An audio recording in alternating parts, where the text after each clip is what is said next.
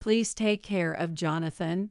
Don't look for me. One day, my husband Adam, who had been married before and had a child, left this note along with the divorce papers and disappeared from Jonathan and me.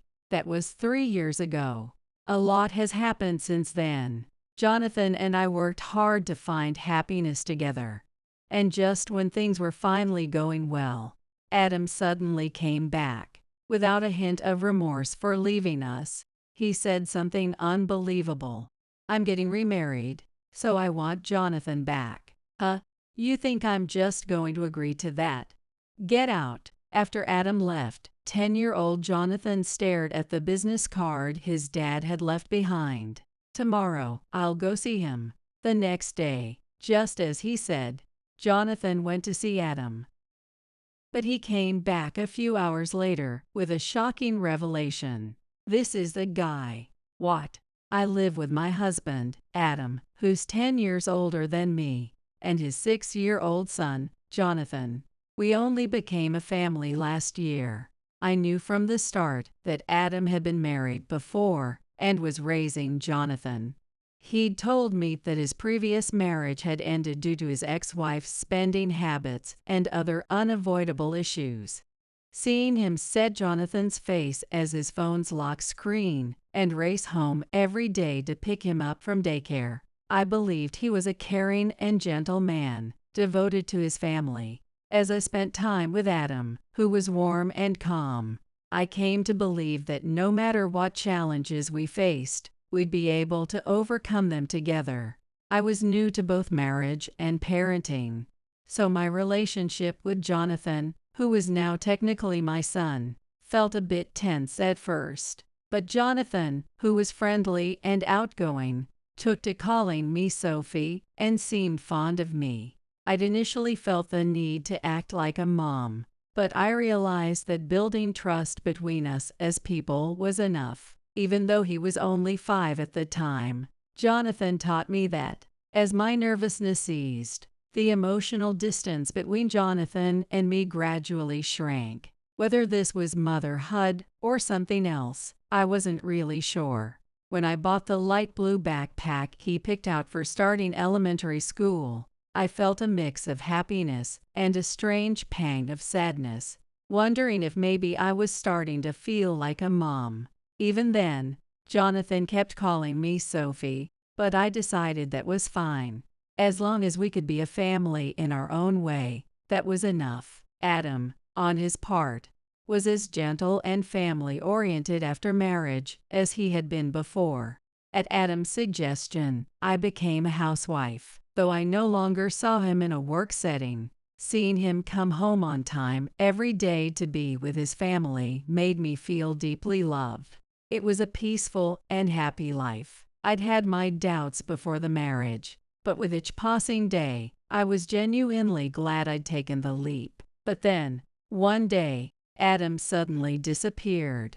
That day, I was working my part-time shift at a bakery, the job I took while Jonathan was at school. My shift was supposed to end at 2 p.m., but it ran a bit late. After picking up Jonathan from the after-school care attached to his elementary school, we headed home together. We're home. Jonathan, are you hungry? I bought some bread. Do you want to have some? Yay, I want some. Hearing Jonathan's happy voice made me smile. Would you like milk?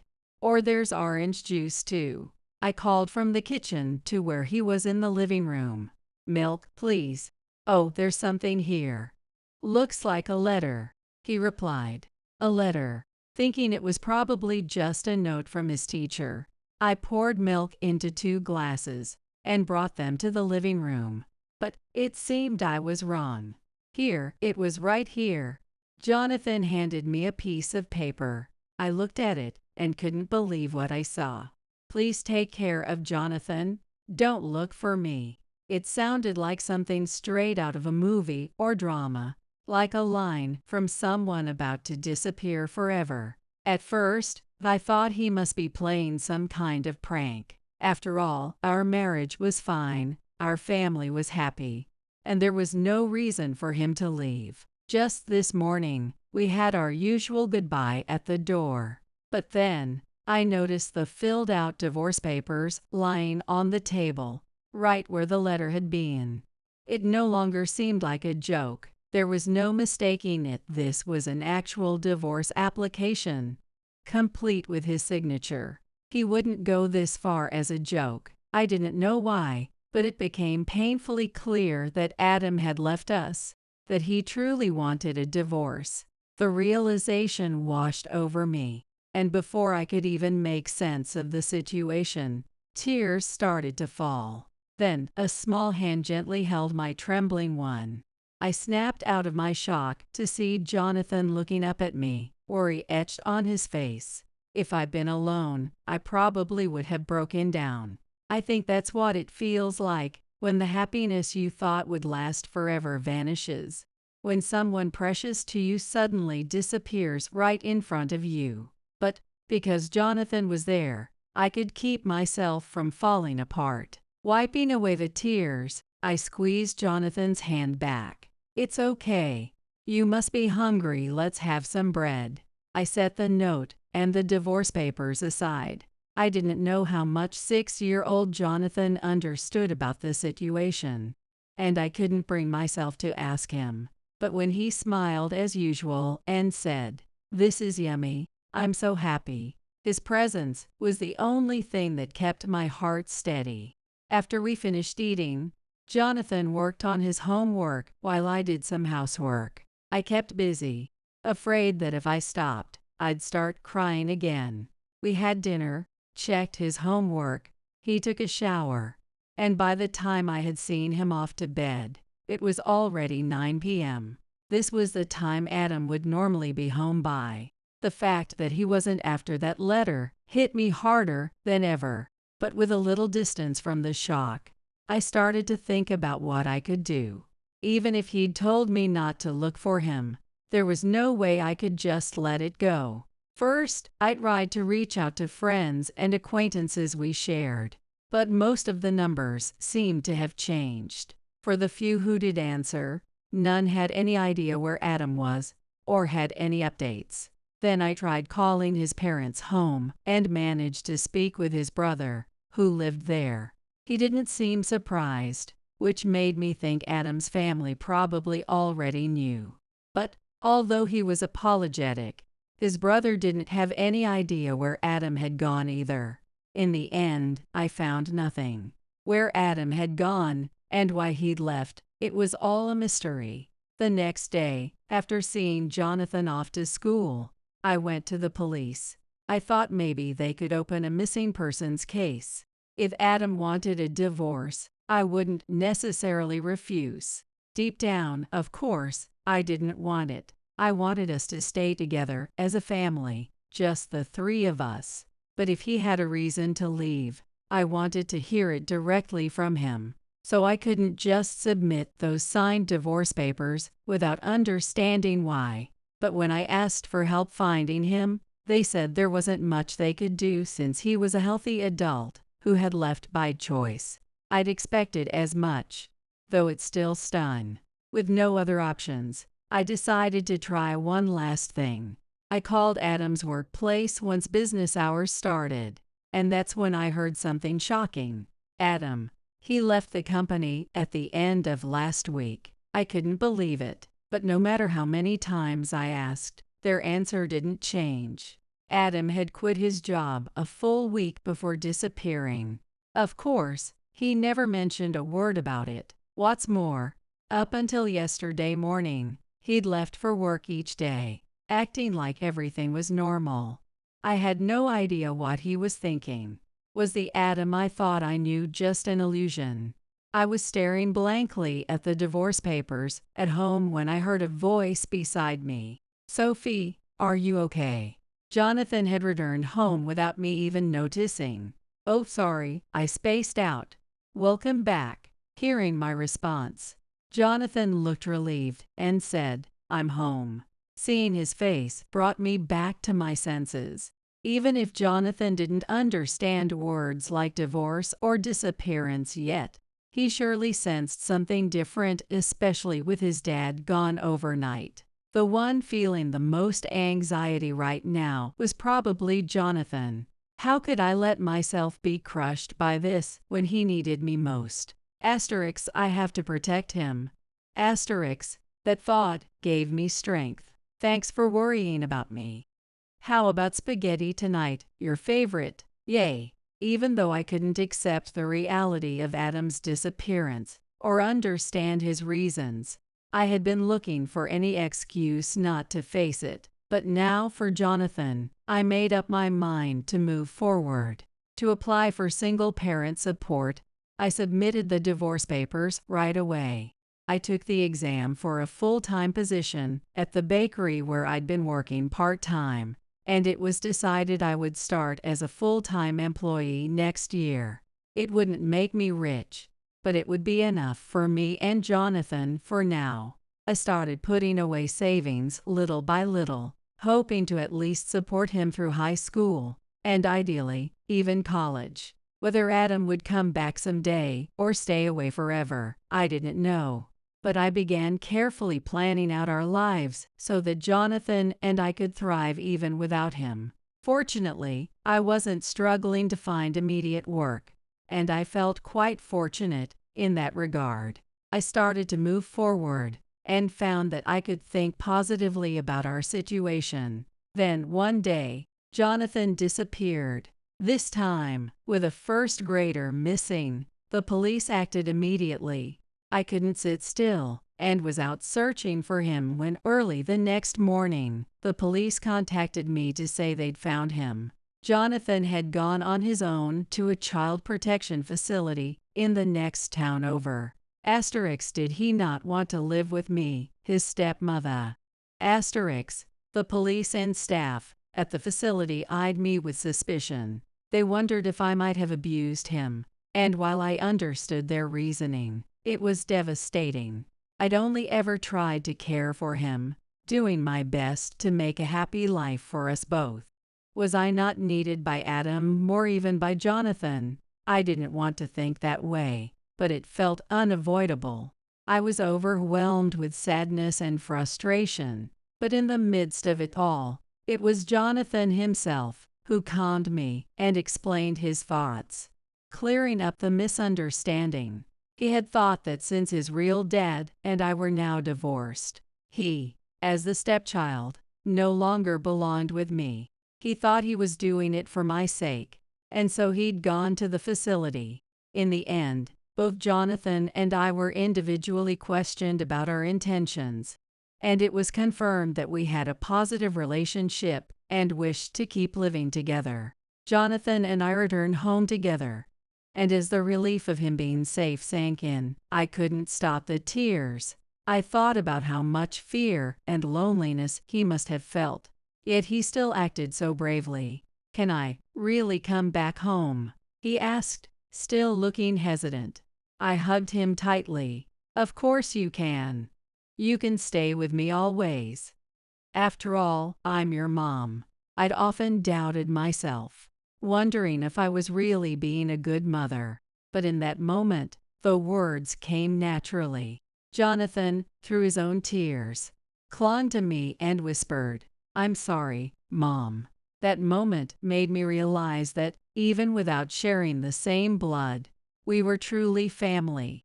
3 years have passed since then. We have been supporting each other every step of the way. His gentle and pure heart has given me strength countless times. Over these 3 years, one significant change took place. One day, I unexpectedly met Josephine, Jonathan's biological mother.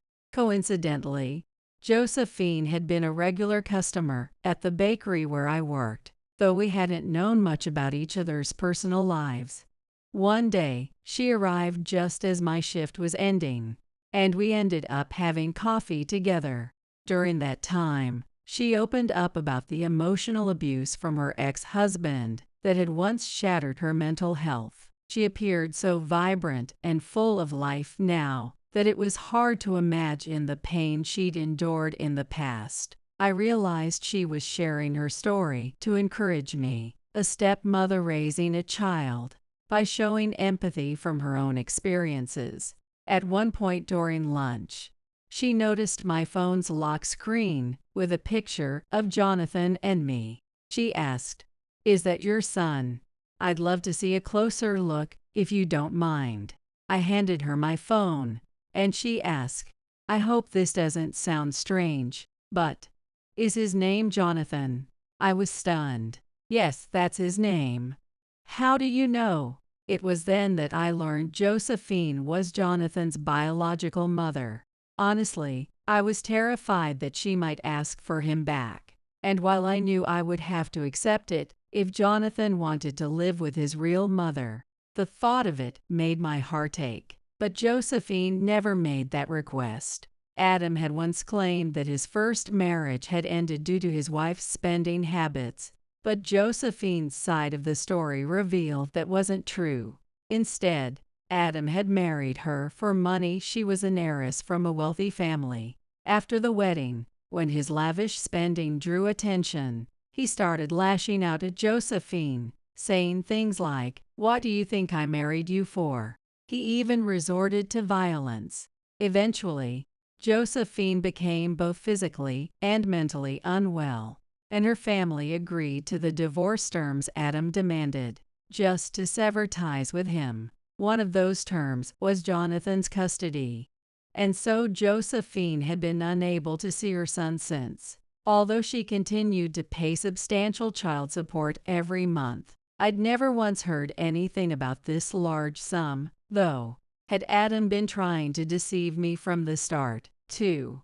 Josephine regretted parting with Jonathan, even though her poor health left her with no choice. She never imagined they would reunite under such circumstances.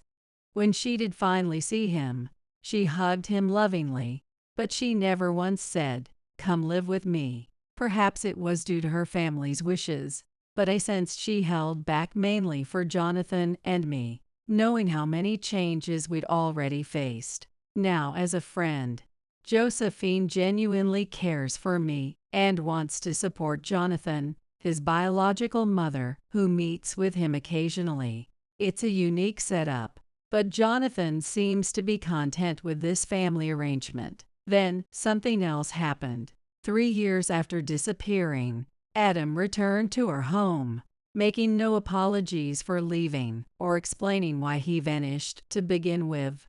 Instead, he said something unthinkable. "I'm getting remarried, so I'll be taking Jonathan back." Apparently, his new partner's father is a CEO, and they need an heir. My fiancée can't have children due to her health, and I already have Jonathan. It works out perfectly, doesn't it?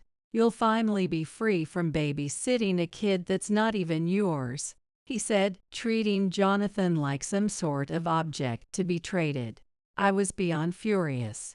You abandoned us both, and now want to assert your rights as a father at your convenience. There's no way I'll agree to this. Leave now. I think he was surprised at my reaction. I believe any mother would have been angry, but the man I once thought of as a family man was indeed just an illusion. Adam still didn't seem to feel any remorse, looking down at me as he continued, "This is for Jonathan's benefit too. With me, he'll get out of this tiny apartment and live in a huge mansion. He'll have all the games and toys he wants. His life will be set. A smart kid like Jonathan knows what's best, doesn't he?" Jonathan is now 10 years old. He's old enough to decide who he wants to live with, and as a parent, I should respect his decision. Honestly, I felt torn. For the past 3 years since Adam left, and even before that, I'd loved Jonathan dearly, like my own son, and wanted to be there to watch him grow. That's what I truly believe. That is only my desire. Jonathan is kind-hearted, and maybe he's just been holding back, dreaming of living with his biological parents. Perhaps he's been quietly wishing for things he's denied himself to spare my feelings. The more I thought about it, the less confident I felt. unable to believe that Jonathan would definitely choose me. After Adam left, Jonathan stared at the business card his dad had given him. I was too afraid to ask. What are you thinking? A failure as a mom, maybe. But Jonathan spoke first. Tomorrow, I'm going to Dad's. I see. All right. I managed to keep my voice steady, though it took everything in me. The next day, Jonathan left in Adam's car. I was worried but relieved to see him return a few hours later. I knew he wouldn't start living with Adam immediately, even if he decided to. But when I saw him come back, I was overwhelmed with relief. Then I noticed someone unexpected standing just behind him, and my tears dried up. This is the person Dad was going to remarry, Jonathan said. Wait, what? Hello, I'm sorry to arrive unannounced. My name is Scarlett. The young woman introduced herself. She looked to be in her mid-20s, with delicate, pale skin and a frail, almost ethereal quality like someone who might vanish if you looked away. Adam had mentioned his fiancée was in poor health, and she did look fragile. I had no idea why she was here with Jonathan, but her gentle demeanor stopped me from questioning her right away. I invited her inside, but she politely declined. Thank you, but I'd prefer to speak here if you don't mind, she said, starting right at the doorway.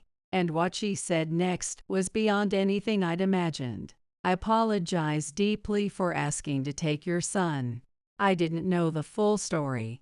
Adam didn't tell me, and to my shame, I only discovered the truth today, thanks to Jonathan.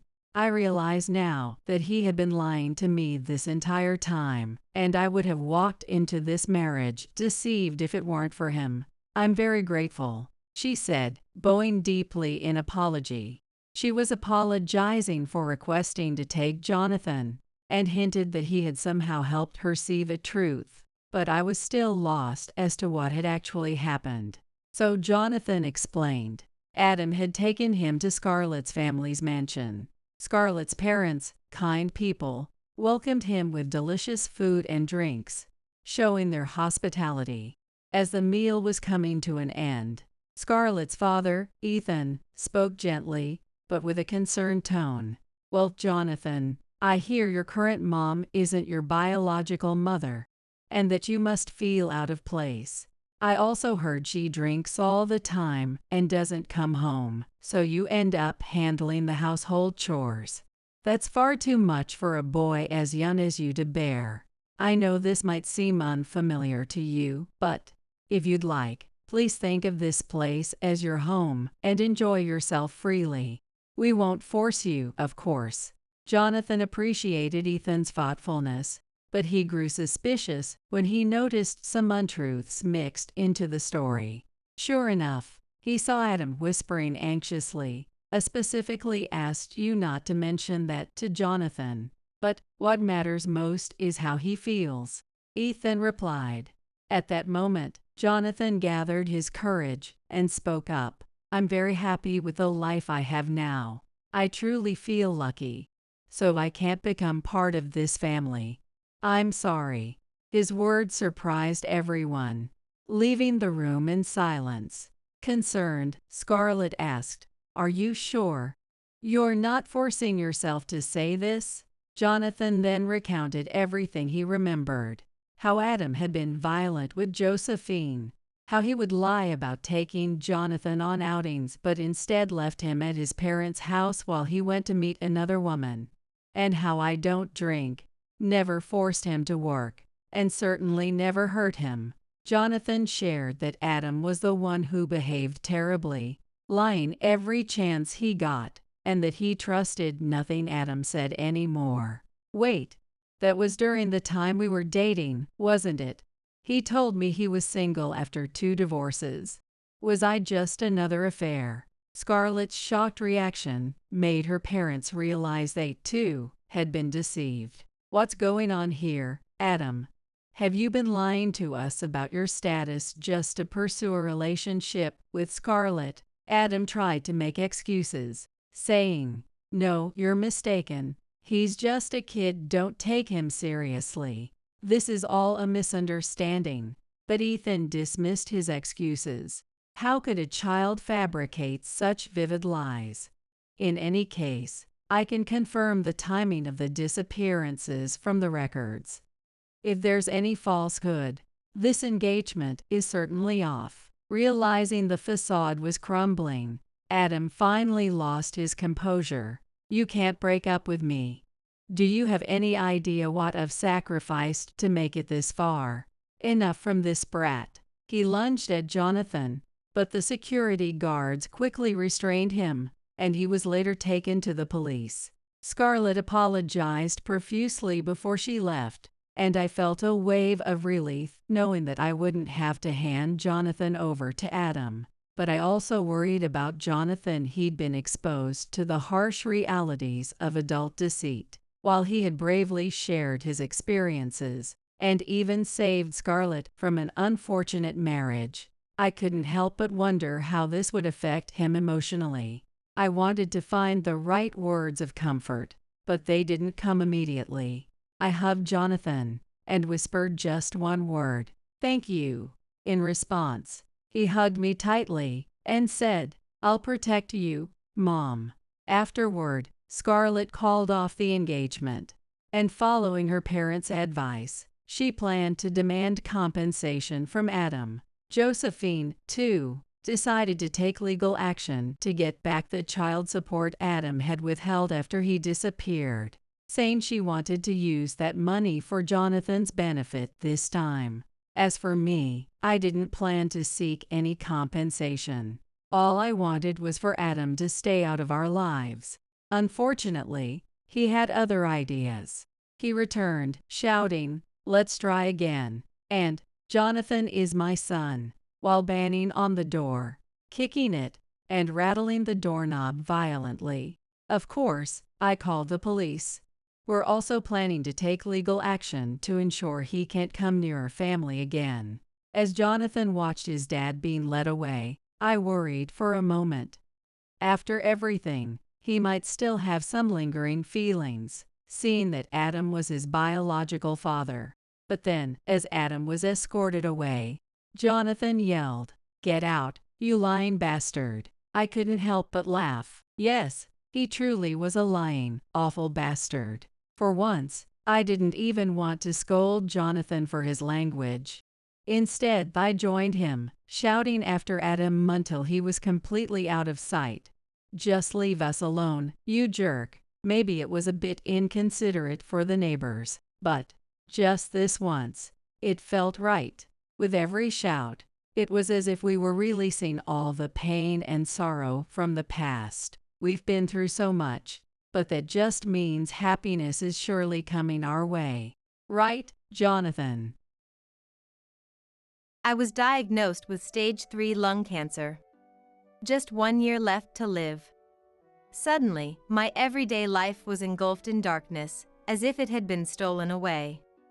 The first thing that crossed my mind was whether I should tell my husband Thomas and my son Stephen about this harsh reality. I hesitated for a bit, but ultimately decided not to tell them. I didn't want them to see me getting weaker, and more than anything, knowing how challenging caregiving can be, I didn't want to put them through that. So then, what should I do? The answer to that came quickly as well. I would ask for a divorce without saying anything. Rather, no other options even came to mind. And so, without telling them anything, I began packing up my belongings. Then one day, out of the blue, "Carol, come here for a sec. We need to talk." Thomas called out to me. While I had no definite proof as to why, deep down I was almost certain. Of all things, had he noticed my illness? Across the table in the middle of the living room sat Thomas, wearing a grave expression. Sensing that the moment had finally come, my heart pounded so hard it felt like it would leap out of my mouth. "I'm only going to say this once, so listen up," Thomas began. I swallowed hard. "I don't want to be a caregiver. I saw how much pain you were in. that's so, I want a divorce." His unexpected words made me feel like everything was going dark before my eyes. "I understand. Then, I'll be the one to leave. Thank you for everything up until now." Rushing past Thomas, who looked like he still had more to say, I left the living room. Without even grabbing the bags I had prepared in advance, I ran out of the house. Outside, rain was pouring down. "Hey Carol, what's for dinner tonight?" My husband Thomas poked his head out from the garden to ask me this question, having just finished up his new gardening hobby. It was 3 p.m. A bit early to be thinking about the dinner menu. But then again, this was typical for him.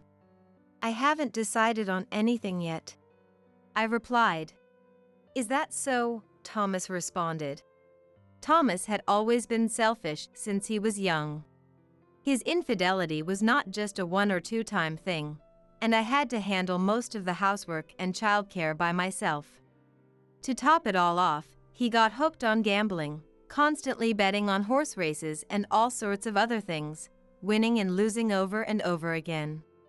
While he never went into debt, there were times when we came close to that kind of situation. Just dealing with that alone was incredibly tough. But then, around the time when raising Steven started to settle down, my mother-in-law Linda had a stroke and became paralyzed on one side of her body. I was the only one taking care of Linda when she needed long-term care, but that burden was finally lifted when she passed away 2 years ago. As for Thomas, honestly, I'm not really sure what he was doing during that time. He went to work as usual, and whenever he had a little extra money, he probably went off somewhere to gamble. It's not like he never contributed any money at all. When he won at gambling, he would come home in high spirits and give me some money for cosmetics, a somewhat nice brand name watch, or living expenses. But the thing is, with gambling, you lose more often than you win. So there were times when it affected our household finances, and I would scold him when he came home after a big loss. Why do I put up with so much to be with him? Honestly, I don't know myself. After he reached retirement age, maybe he had a change of heart. He finally stopped cheating, and his gambling was reduced to just enjoying the occasional horse race. On the other hand, it was surprising that Thomas took an interest in gardening, but it's a far healthier and more wholesome hobby than gambling. Seeing that, I felt relieved deep down. And so, as we reached the second half of our lives, we were finally blessed with some peaceful days. Then one day, sometime after that, a loud yell suddenly rang out, shattering our tranquil daily life. "Oh, Carol! I hit it big!" The red ballpoint pen Thomas was holding clattered to the ground. "What? What happened?" His voice was so loud that I ended up yelling back. "I got a $1,000 payout on the trifecta." Apparently, he had hit a huge jackpot. Certainly, his biggest wins until now had been around $300. But this time, it was a high-stakes payout of $1,000. Thomas was overjoyed like a child. "I know, Carol. Let's go on a trip with this money." "Huh?" A few days later, as we were discussing it, he came home with a large sum of money in hand. It's not a very reassuring amount for retirement savings, but it's certainly not a small sum either. When was the last time we went on a trip, I wonder? "When should we go? And where do you want to go anyway?" Seeing him so uncharacteristically enthusiastic, I think back to how we used to be. It wasn't all good times, but they're still fond memories. When I really think about it, it's quite strange that I've stayed with Thomas this long. But even so, he's still undoubtedly my husband. There must be some kind of charm about him that I can't quite put into words. "Anywhere is fine. I don't have any particular plans anyway."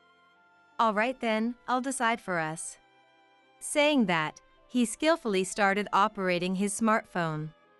I still haven't gotten used to it no matter how much time passes, and I can only use the bare minimum functions. But he has mastered it. Hey, how about we go overseas for a change? At our age, that's a bit much. I see. Then let's keep it domestic. It doesn't quite feel like him, but I don't have a bad feeling about it. The thought of being able to spend our time leisurely and peacefully like this from now on makes me a little happy. Since we have the opportunity, it might be good for us to talk about our future life together while on the trip. He's calmed down a bit too, so he probably won't suggest anything crazy. 1 week before the trip. While getting ready, I suddenly felt something off with my body. In that instant, an intense pain assaults me simultaneously from my abdomen and the opposite side of my back, as if being crushed. Almost at the same time, a black darkness rushes in from the edges of my vision. Before long, it filled into the center. When I open my eyes, I see the face of my son Stephen. Huh, Stephen? What are you doing here? What do you mean? What am I doing? Mom, you collapsed. According to him, I had apparently lost consciousness in the bedroom and was immediately carried to the hospital. Come to think of it, he had said he was coming home today. The thought of what might have happened if he hadn't been there is terrifying. It's noisy all around, with several nurses bustling about in addition to Stephen. It seems to be a grave situation of some kind. Is it my fault that things are in such a flurry? I ponder with my muddled mind. The answer is extremely hazy and doesn't come to me properly. Somehow managing to finish gathering my thoughts, a dull pain ran through my abdomen as if I had just remembered it.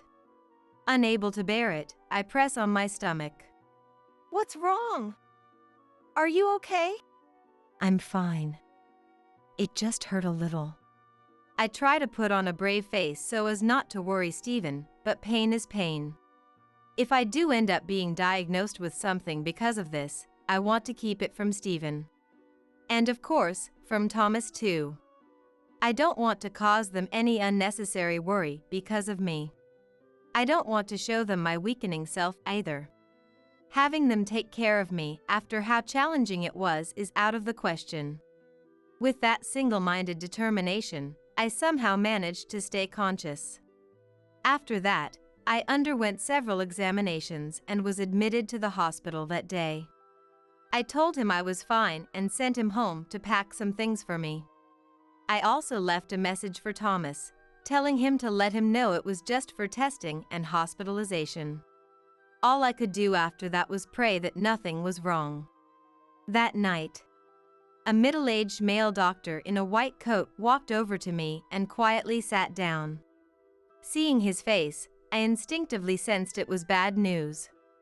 His expression was that gravely serious. Miss Smith, please listen calmly.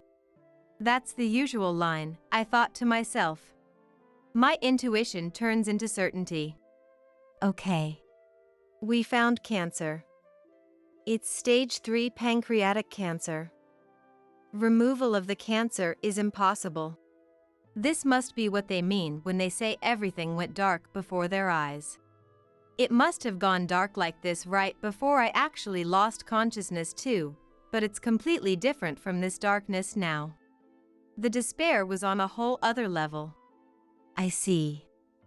Cancer. All the various noises that had been busily ringing until then were cut off, and I could barely make out the doctor's words. The reason for all the commotion seemed to lie with me after all. You have 1 year left to live. And then the crushing final blow, the pronouncement of my remaining lifespan. Amidst the silence of the surrounding sounds, the only thing I could hear clearly was the sound of something crumbling inside me. Collapsing like a tower of building blocks. 1 year. It wasn't much to begin with, but all our plans for retirement have been ruined.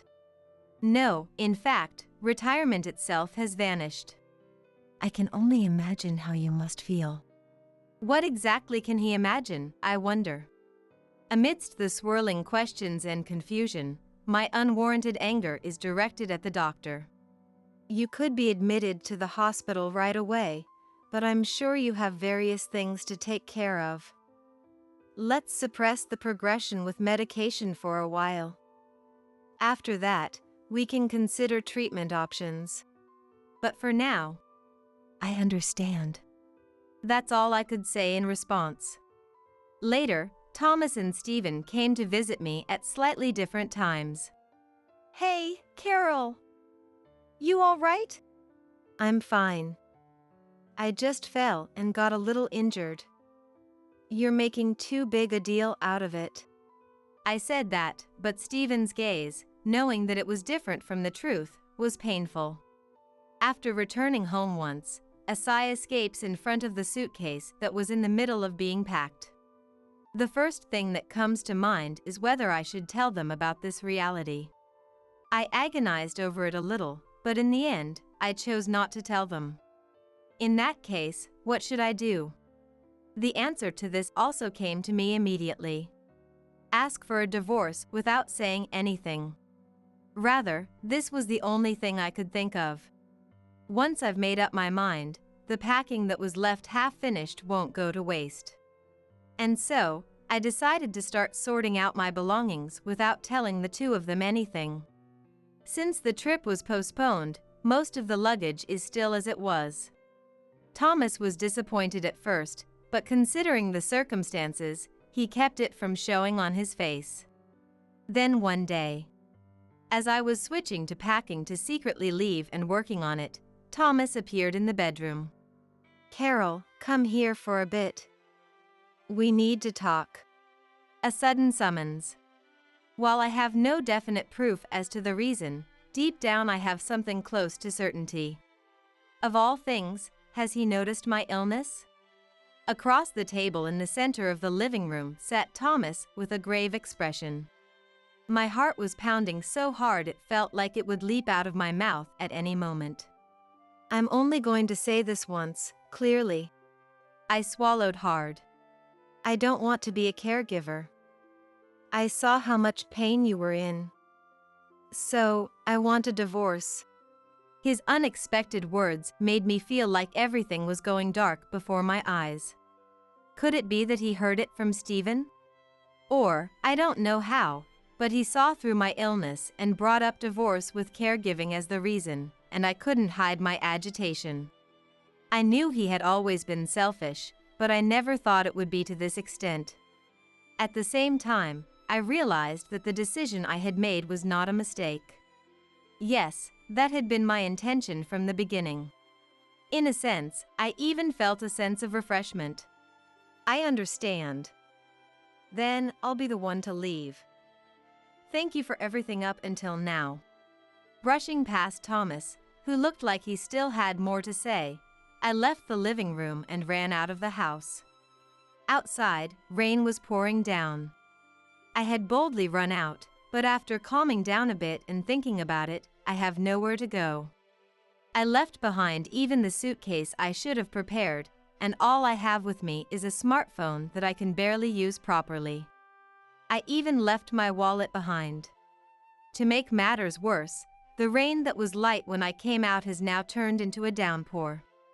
I watched it from under the wisteria vines in the park. Well, what should I do? Going back now would be utterly disgraceful, but for example, to stay at a hotel or to be hospitalized as is, I absolutely need my wallet. Rarely getting so worked up, I was disappointed in myself for forgetting even such obvious things before running out. If I were to have another episode here, a park in the middle of the day on a weekday. Normally, children and their parents would be having fun, but in this heavy rain, the only thing lively is the sound of the rain, not the voices of children. Hardly anyone would pass by. My anxiety grows and swells against my will. To top it off, the roof is wisteria vines. Naturally full of gaps, the leaking is terrible. Dripping from the top of my head, my whole body gradually grows cold from the flowing droplets. It will surely have a negative impact on my illness too. But there's nothing I can do. The rain is still strong, and there's no sign of it letting up at all. I waited for a while without thinking about anything, but there are no passers-by. It seems my only option is to go back once after all. Just as I thought that, I was struck by another terrible stomach pain. Without a doubt, it's the same pain as before. My apprehension was not unfounded. I might lose consciousness again. No, if that's all that happens, it would still be better. I somehow reached for my smartphone, and that's when it happened. There you are! Mom, what are you doing?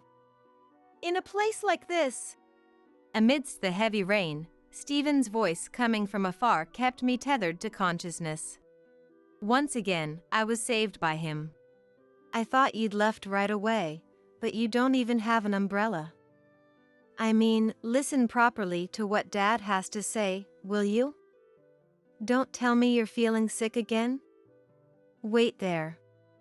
I'll call an ambulance now. When we arrived at the hospital, I was admitted immediately. It may be odd for me to say it myself, but it's only natural. And then, Thomas came to visit my hospital room, belatedly. I wondered if he hadn't wanted to nurse or care for me, but I remembered that Stephen had told me to listen properly to him at the park, so I stayed silent. Then, out of his mouth came words that were unexpected once again. Why did you keep quiet about it until now? Since when? Not understanding what he was saying, I inadvertently opened my mouth. You don't want to nurse or care for me, right? If you're divorcing me, why did you come? Huh? I never said anything like that. I suppressed the urge to get worked up. This isn't home, it's the hospital.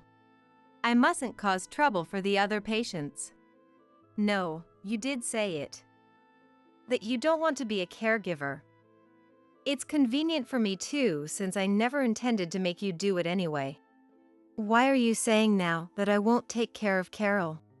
What incomprehensible things have you been saying? I don't want you to bother taking care of me, so please go home. That's why I'm asking, why did you keep quiet about that? Both Thomas and I end up getting agitated. Even knowing it will cause trouble, I can't help but raise my voice. Even so, our conversation just isn't meshing at all. What is Thomas trying to say, I wonder? Then, as if unable to stand watching any longer, Stephen interjected. Wait a minute. Listen, okay? Take turns saying what each of you is hiding. I'm not saying anything precisely because I know both sides. Have a proper talk, right here and now. In the end, even he is saying strange things as well. With that, he left the room. I had no idea what was going on, but for now, I explained my current condition, lying in a hospital bed. Honestly and calmly, no matter what. Stage 3 pancreatic cancer, huh? I see. What are you hiding? Well, I was told I have lung cancer too. 6 more months, 10 months at most, they said. I couldn't believe it. If that's the case, what was the true meaning behind those words from a few hours ago? Carol, you took care of my mother, didn't you? I couldn't do anything for you. That's why I didn't want to burden you anymore because of me. So, I said I didn't want to make you be a caregiver. I didn't know that even you had gotten cancer. Hearing his confession, my emotions were in turmoil, but the first thing I thought was that his lack of communication was unbelievable. If he had properly explained the situation, we wouldn't have been having this conversation in the hospital room, at least. Then you should say that more clearly. I'm sorry. I didn't want to tie you down at this age, Carol. That's why I was planning to go on one last trip and tell you everything then. I thought rather than having you take care of me, I wanted you to do more of what you like. He pauses for a moment before continuing. But to think that even you would get cancer. What are the chances of that? In the end, we had been thinking the same thing. We had both hidden our illnesses and were just trying to gain the satisfaction of our own selfish self-sacrifice. I feel like I understand now why we were drawn to each other. I was thinking the exact same thing. I'm sorry for keeping quiet. No, I'm the one who should apologize. I'm sorry for always causing you trouble. If it's all right with you, Carol, would you stay with me for just a little longer?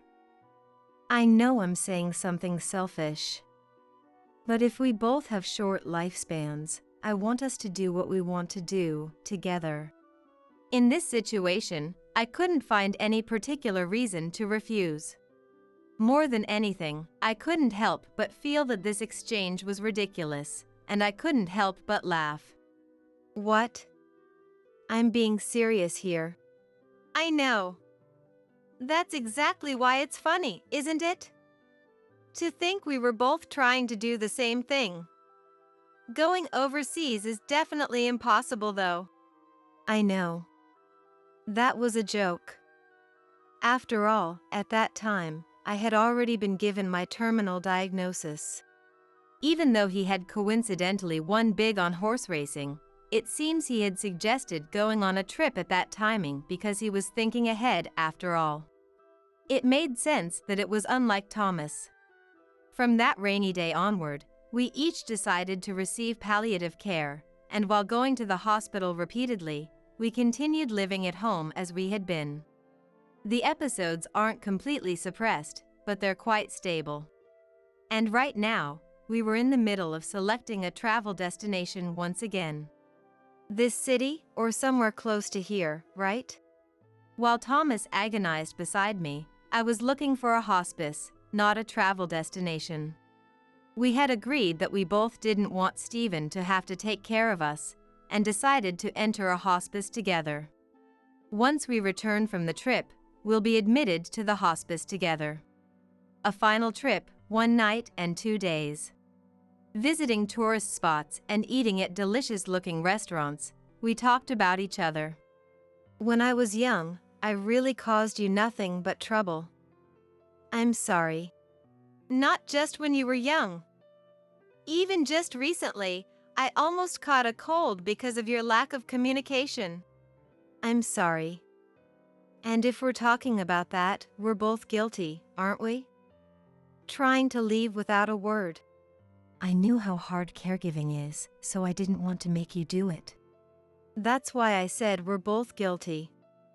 I didn't want to make you do that kind of thing twice either. But thanks to Stephen, we were able to talk and move things in a good direction.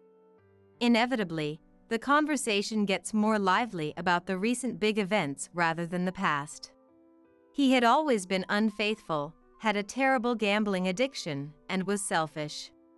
And when he suddenly brought up divorce that time, I thought his self-centeredness had finally reached its peak. However, our stories didn't match up, and we ended up troubling our son. If we don't reflect on this, what are we even reflecting on?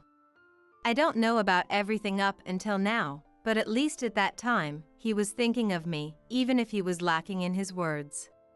Just that made me a little happy after all.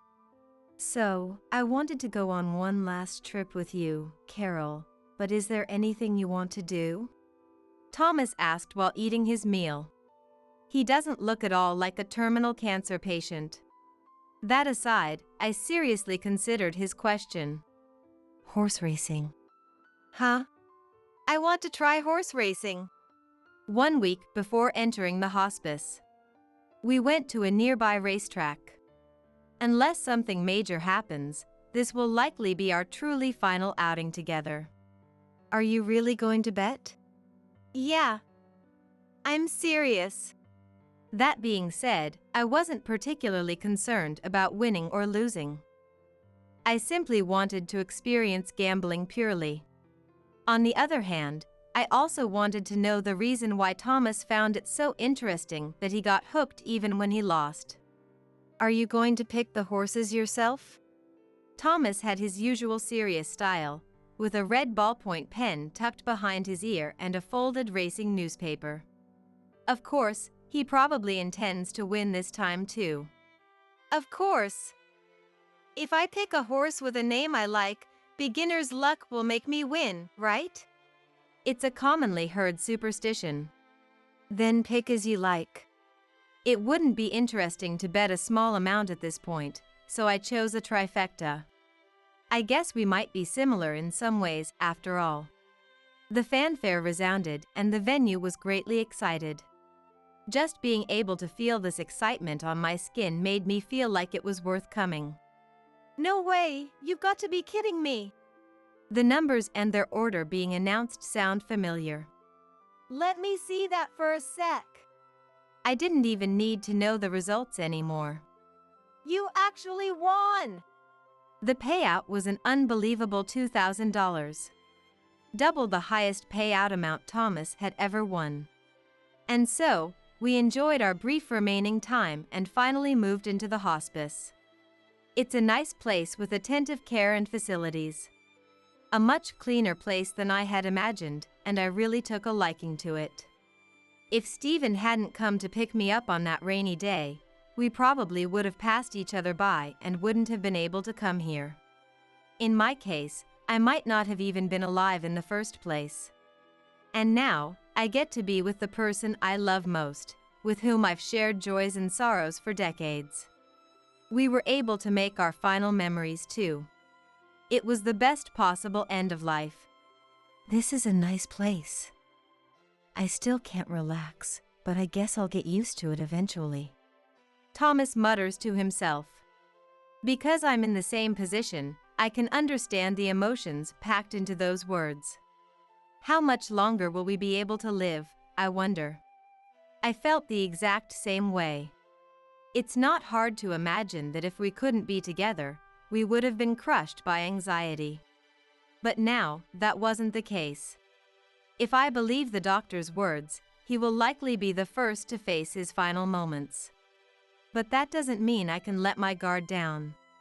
I don't even need to think about what would happen if I left him alone. I have to live with all my might so that I don't end up leaving him behind, unreliable as he is. Thomas's self-centeredness is probably more incurable than cancer, so he'll surely be the one to leave me behind. I'd prefer if he could live longer than me, but even so, I don't mind. I'm used to his selfishness, after all. And then, that morning arrived.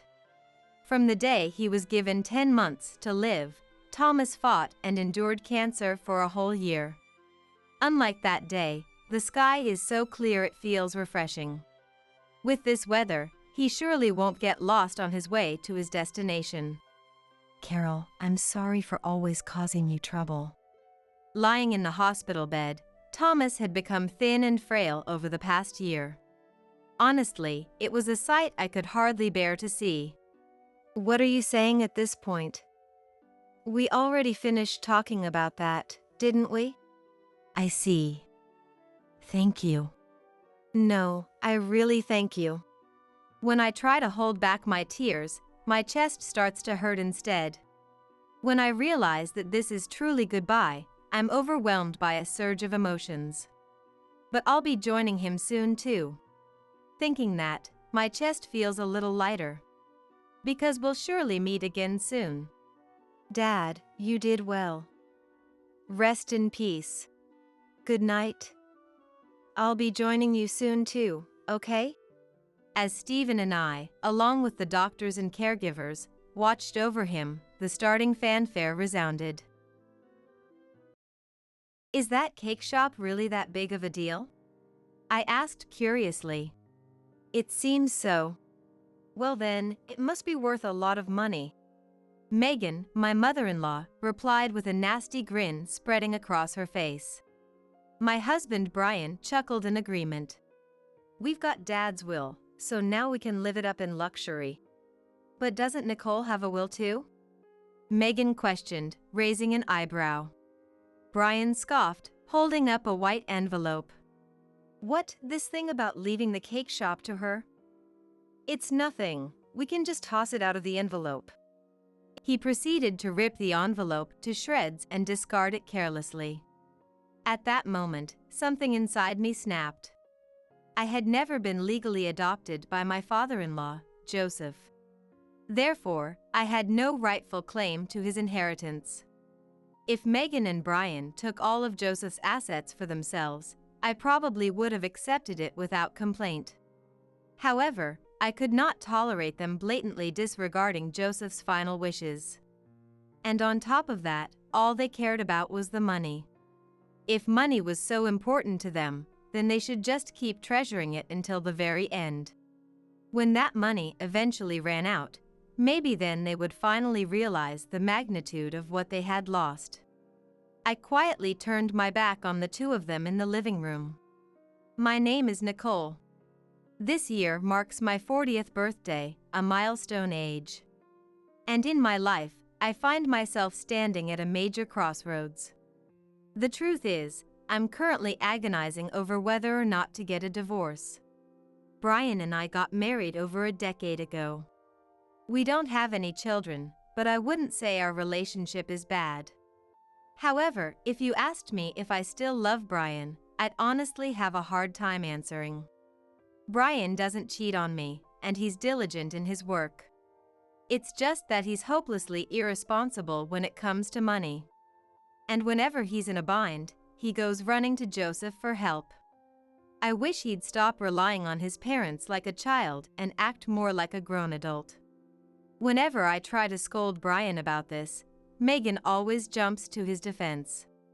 Don't you dare lecture him in that high and mighty tone. She snaps at me condescendingly. I wonder what Brian will do once Joseph is gone. Watching Joseph lying in his hospital bed, I let out a quiet sigh. But arguing with Brian about money is nothing new. To be honest, I had sensed a difference in our attitudes towards money long before with Brian. In fact, from the very beginning when we first met, I had doubts about the way Brian spent his money. For example, there was this one time before we got married when the two of us went to a shopping mall together. In front of a luxury brand store inside the mall, Brian suddenly stopped in his tracks. "What's wrong?" I asked, curious about his sudden halt. "Oh, it's just that there's this watch I've been wanting," he replied, pointing to a glass display case at the store's entrance. Inside the case sat an array of high-end watches. "For $1,000! Isn't that a bit expensive?" I exclaimed, my eyes widening at the exorbitant price tag. Brian scoffed, brushing off my concerns. "What are you talking about? That's practically a bargain." It was true that when it came to luxury watches, it wasn't uncommon for prices to exceed $10,000. However, at the time, we were both in our mid-20s. Not to mention, we were trying to save money in preparation for our upcoming wedding. I tried to reason with him. "Even after we get married, we'll both still be working for a while, right? Once we start living together, we'll have more financial flexibility soon enough." It would be easier to save money compared to when we were living alone. It was better to wait until we had that extra leeway before making such a purchase. That was how I attempted to persuade him. But Brian simply frowned, unconvinced by my argument. "I need to buy it now, or else," he insisted stubbornly. "Can't you endure just a little bit longer? Please?" I pleaded with him.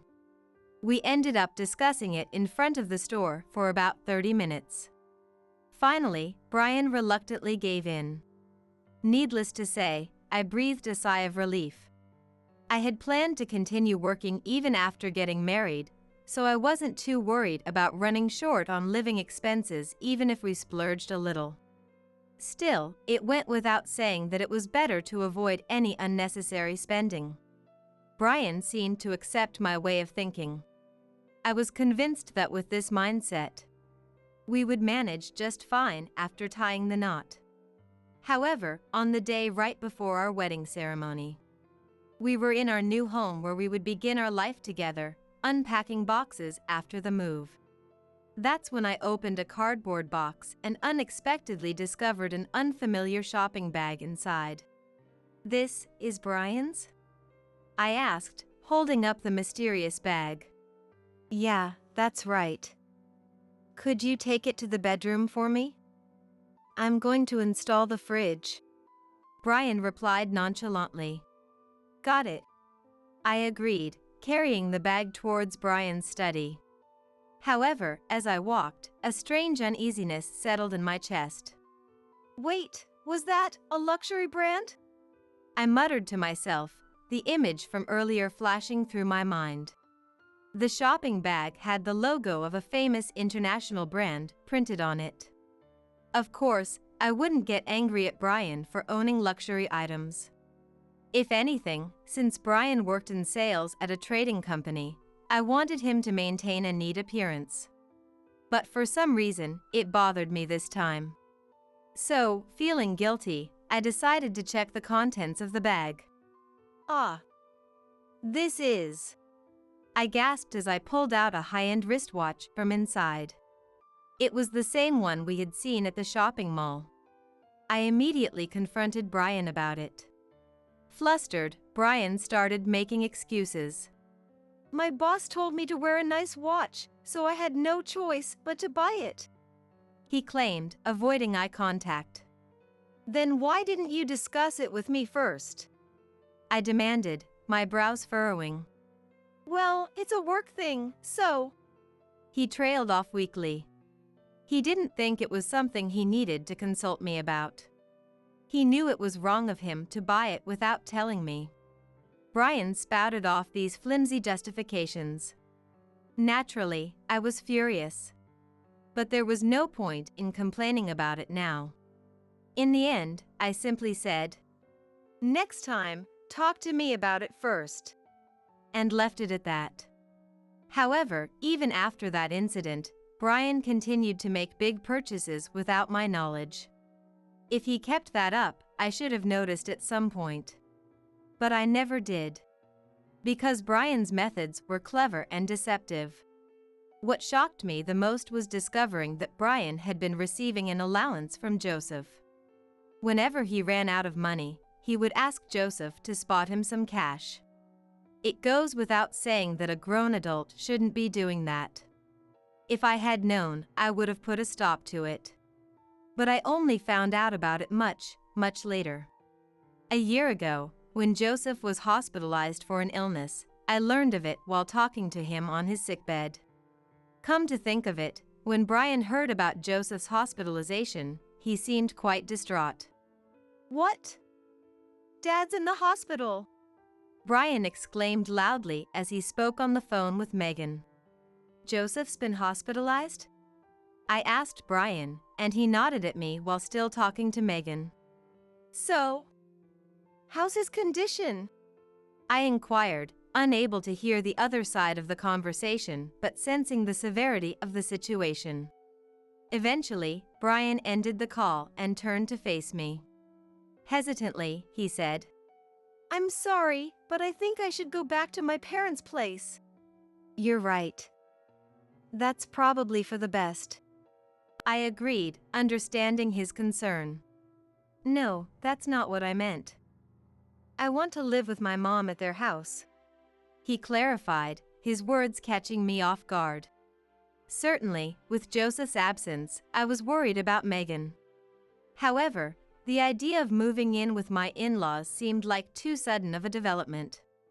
As I silently pondered what to do, Brian began explaining his reasons for wanting to live together. Brian was the only child of his parents, so if things continued like this, Megan would end up alone. Additionally, Joseph ran a cake shop, and even while hospitalized, there would be a need to communicate with the store. But Megan had very little work experience, and it was doubtful that she could properly assist with the business. Therefore, it would be better for either Brian or me to lend a helping hand. Brian shared all of these thoughts with me. "But what about work?" I asked, knowing that if we both moved in with his parents, we would have no choice but to quit our jobs. That wouldn't solve the problem at hand. Just as I was thinking this, Brian continued with a smile. "It's okay. I'll put in a request for a transfer," he assured me. A transfer? "Yeah, my company has a branch office near my parents' house," he explained. The trading company Brian worked for had several branch offices throughout the country. Apparently, one of them was located close to his parents' home. If he transferred there, he wouldn't have to quit his job. Brian shared this information with me. "But it's impossible for me," I pointed out. "Right. Your company is." He trailed off, realizing the predicament. My company only had the headquarters where I currently worked. His parents' house was too far away for me to commute. That being said, Joseph had always been kind to me from the moment we first met. I wanted to repay his kindness before it was too late, and I regretted not doing so. After much contemplation, I made the decision to quit my job. Brian, on the other hand, submitted a transfer request to his company. Fortunately, his transfer to the branch office near his parents' house was approved. Meanwhile, I left my job and began helping out Joseph. That's when Joseph said something unexpected to me. "Nicole, if you're interested, how about becoming an employee at our company?" "What? Me?" I asked, taken aback by his offer. "Yeah, it wouldn't be right to have you work without pay. If you become an employee, I can give you a salary," he explained with a warm smile. It was an offer too good to pass up. I immediately accepted his proposal. Subsequently, I was hired as a mid-career employee at Joseph's cake shop. Megan wasn't too thrilled about the idea, but when I told her I would take care of Joseph, she reluctantly nodded in agreement. And so, I embarked on a new beginning at Joseph's cake shop. Once I started working there, I realized it was an even better workplace than I had imagined. There were talented pastry chefs and many kind-hearted individuals. The cake shop is such a wonderful place. "Why didn't you take over the business, Brian?" I asked him shortly after I began working there. Logically, Brian should have been the successor. However, he had chosen to work for a trading company instead. Apparently, he had no intention of inheriting the cake shop. It was something we had discussed before getting married, but actually working there made me wonder why he didn't want to take over the store. The cake shop isn't cool at all. "It doesn't seem to make much money either," Brian remarked nonchalantly. "What? Not cool? Not profitable?" I couldn't believe what I was hearing. "Yeah, I've been to the store a few times, but there are hardly any customers," he continued, but I couldn't process the rest of his words.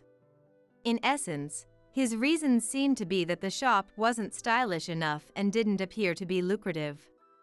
I couldn't believe he thought of Joseph's work in such a way. I felt my affection for Brian instantly grow cold. This incident occurred about a year ago. Since then, while discussing work with Joseph, I learned that he had been giving money to Brian. However, Joseph added that it was an old story. When I asked him how long ago it was, Joseph simply laughed. "It hasn't happened in the past few years. He probably wanted to impress you since you had just gotten married," Joseph explained with a knowing smile. It seemed that Brian had told Joseph he bought the luxury items to show off to me. Although the stories didn't quite match up, I didn't say anything to avoid burdening Joseph. Some time later, Joseph's condition took a sudden turn for the worse. Gradually, it became difficult for him to even hold a conversation. Amidst all of this, Joseph made a certain request of me. "So, could I ask you to do that for me?" he inquired, his voice weak but hopeful. "I don't mind at all, but are you sure?" I asked, wanting to confirm his intentions. "Yeah. Recently, I've started to understand a lot of things just by the atmosphere," Joseph replied, chuckling contentedly. That was the last proper conversation I had with Joseph. A few days later, he lost the ability to speak. I told Megan and Brian that I wanted them to come visit Joseph. What? Visit him? I'm too busy for that. Megan dismissed the idea coldly. I couldn't fathom what she could be so busy with. In any case, Megan refused to visit Joseph. Brian also claimed he couldn't go see Joseph because of work. Don't say that. This might be the last chance. I pleaded, my heart sinking. I know, but it's for work. Brian responded with a casual attitude. I was utterly furious. In a situation like this, I could understand why Joseph had made that request to me. I had completely lost patience with Brian. This was something I needed to consider divorce over. I began contemplating the idea of leaving Brian. Around that time, Joseph passed away. My mind went blank. There were still so many things I wanted to discuss with Joseph. I couldn't let it end like this. Pushing my emotions aside, I started preparing for Joseph's funeral. David, one of Joseph's subordinates and a talented pastry chef from the cake shop, came to help. However, for some reason, David and Megan started arguing. What? Why would you make it so extravagant? Megan scoffed, her voice dripping with disdain. Well, many people from the shop and other related parties will be attending. David tried to explain patiently. Just keep it simple. The shop isn't paying for the funeral expenses, are they? Megan snapped back. It seemed they were clashing over the scale of the funeral. Megan wanted to keep it modest to reduce costs. On the other hand, David insisted that they should make it a larger event considering the number of attendees. There are other expenses to worry about, and it's already a burden. Surely you understand that much? Megan argued, her frustration mounting. I do understand, but we're expecting a large turnout. David countered, standing his ground. What? But that's not what we had in mind. Megan started, but I couldn't see the conversation going anywhere productive. Left with no choice, I intervened. Megan, let me handle the funeral arrangements. Why don't you go rest over there? I suggested, trying to defuse the situation. What? You're treating me like I'm in the way. Megan bristled, clearly offended. You've been by Joseph's side for many years. I began, attempting to reason with her. It was only natural for her to feel devastated. It would be best for her to take a break now. I tried to persuade Megan in this manner. In response, Megan turned to me with an irritated expression and declared, Do whatever you want. But I'm not paying a cent more than what I've already prepared. I'll cover any shortfall. I reassured her, hoping to ease the tension. Megan simply snorted in response. Brian, who was standing next to her, tried to calm Megan down while addressing me. Sorry, but can I leave that side of things to you? I'll take care of Mom. It was more convenient for me that way as well.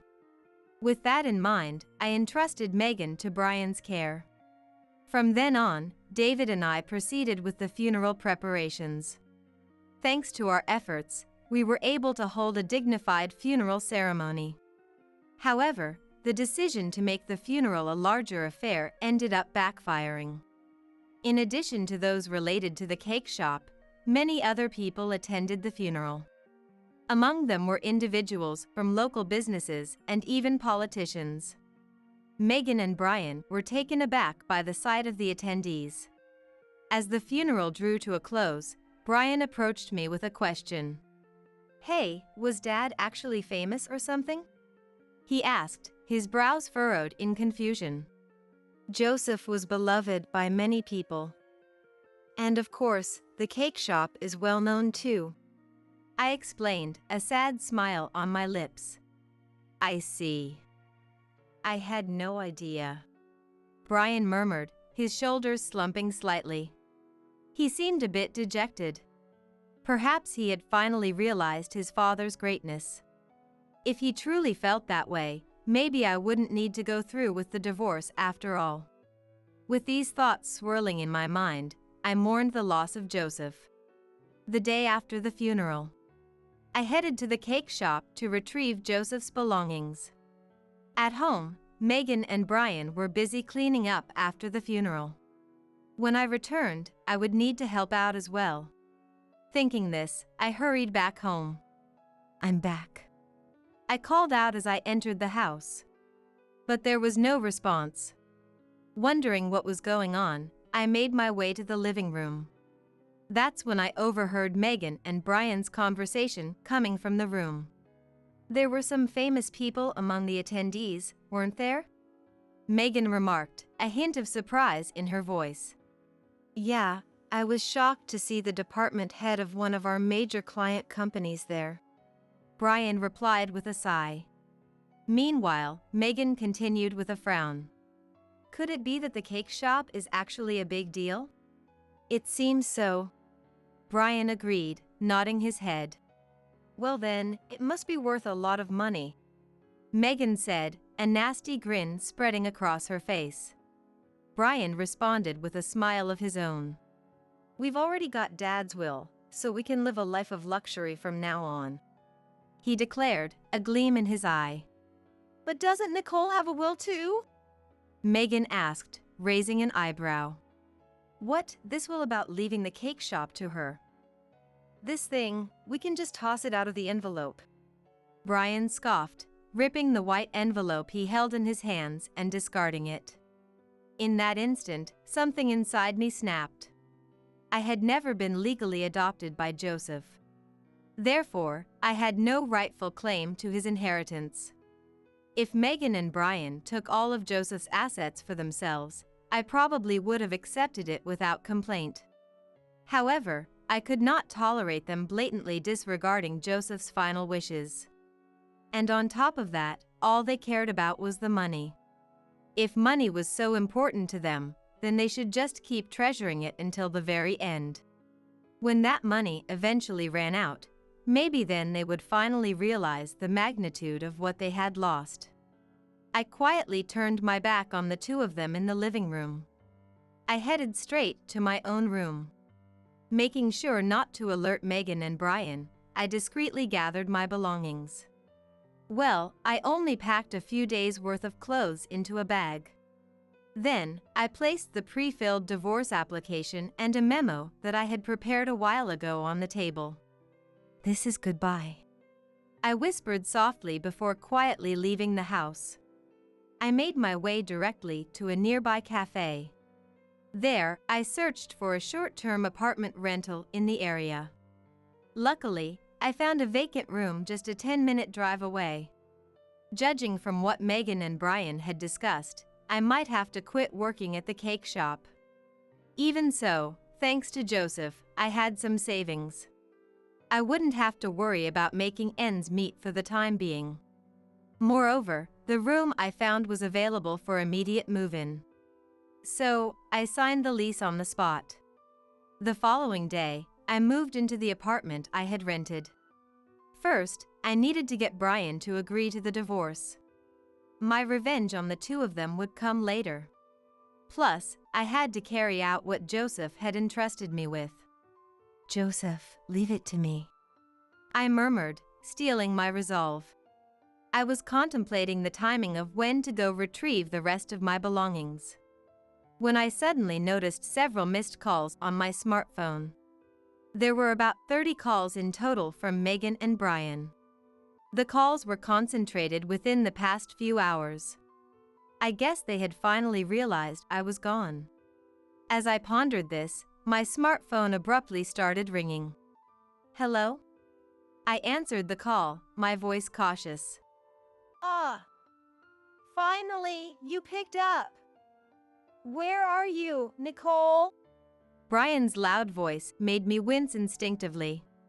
He continued firing off questions without pause.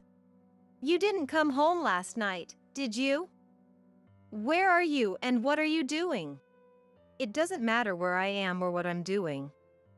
We're getting a divorce, after all. I replied curtly. What? A divorce? Brian sounded genuinely shocked. That's right. I left a memo saying I wanted a divorce, remember? I placed it on the table along with the divorce application. I explained, my tone matter of fact. I could hear the sound of him rushing around on the other end of the line. Before long, Brian's high-pitched voice rang out in disbelief. What the hell is this? It's exactly what it looks like. I've had enough of you only caring about money. I stated bluntly. I'm not. It's not like that. Brian stammered, trying to make excuses. However, he was mumbling and I couldn't quite make out his words. What? You can't say it clearly because you're feeling guilty? I pressed, my patience wearing thin. No. What about you, huh? He retorted, his voice growing defensive. What about me? I shot back, my brows furrowing. Brian's breathing grew heavier as he continued accusingly. You're saying all this, but you actually went to your lover's place, didn't you? Huh? What are you talking about? I asked incredulously. It has to be true. You suddenly left the house, and normally there's nowhere else for you to go. Brian's voice rose in anger. I sighed heavily before responding. Sorry to disappoint, but I'm actually at a short-term apartment rental right now. I can't believe this. When you came here, you quit your job, so you shouldn't have any money. He exclaimed in disbelief. I was helping out at Joseph's cake shop. I countered, my frustration mounting. Both Brian and Megan were well aware that I had been assisting at Joseph's cake shop. In fact, it felt more like they had dumped the responsibility on me. Moreover, Megan had even made me take care of Joseph's nursing needs. What? Were you getting an allowance from Dad or something? Brian asked snidely. That was you, not me. I nearly blurted out those words in a burst of sarcasm. But now was not the time for such quips. I took a deep breath before continuing. I was hired as an employee there. What did you say? You've got to be kidding me. Brian scoffed, his tone dripping with skepticism. It's not a joke. Joseph was kind enough to look out for me, I asserted, my voice growing firm. Joseph had mentioned how he couldn't bear to burden his son's wife on top of being neglected by his own wife and biological son. In any case, Brian should have been able to understand that I had my own money now. Brian seemed to have lost his ability to persuade me the moment he realized I had my own money. As if to add insult to injury, I spoke with increased intensity. Anyway, I want to divorce you, Brian. Are you going to sign the divorce papers or not? Which is it? No, this whole divorce thing. He trailed off, his resistance weakening. I'm not going to listen to anything you have to say unless you agree to sign the divorce papers, I declared firmly, leaving no room for argument. Brian let out a frustrated sigh before muttering something under his breath. Then, he raised his voice louder than before.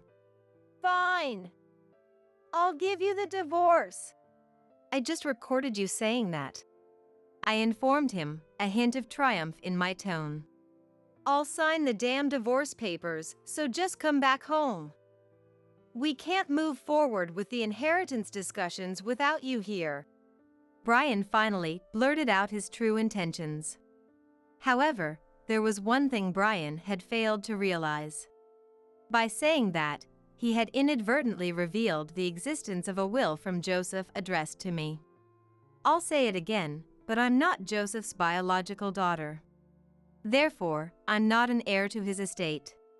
In other words, if the only purpose was to discuss the inheritance, there was absolutely no need for me to be present. Rather, the fact that they couldn't proceed without me implied that I was somehow involved in the inheritance process. He really is an idiot.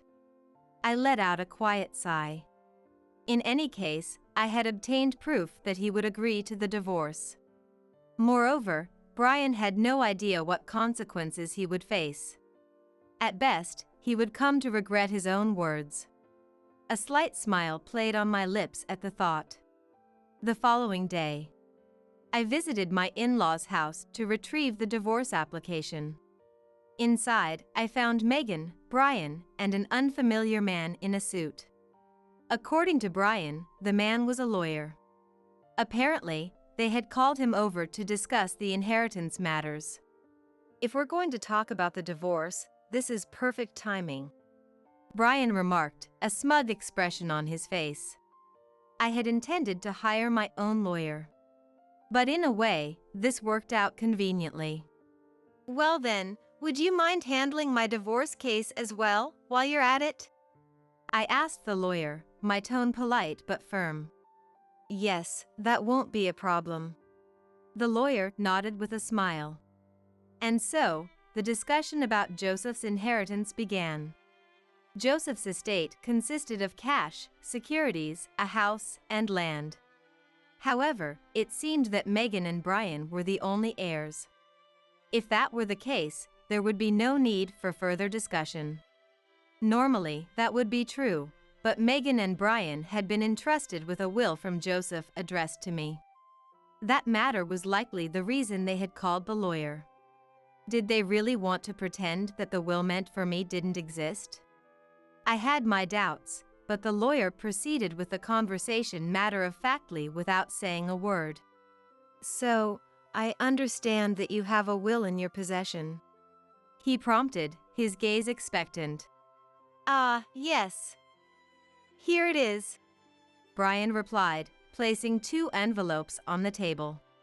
One had Megan's name on it, and the other had Brian's.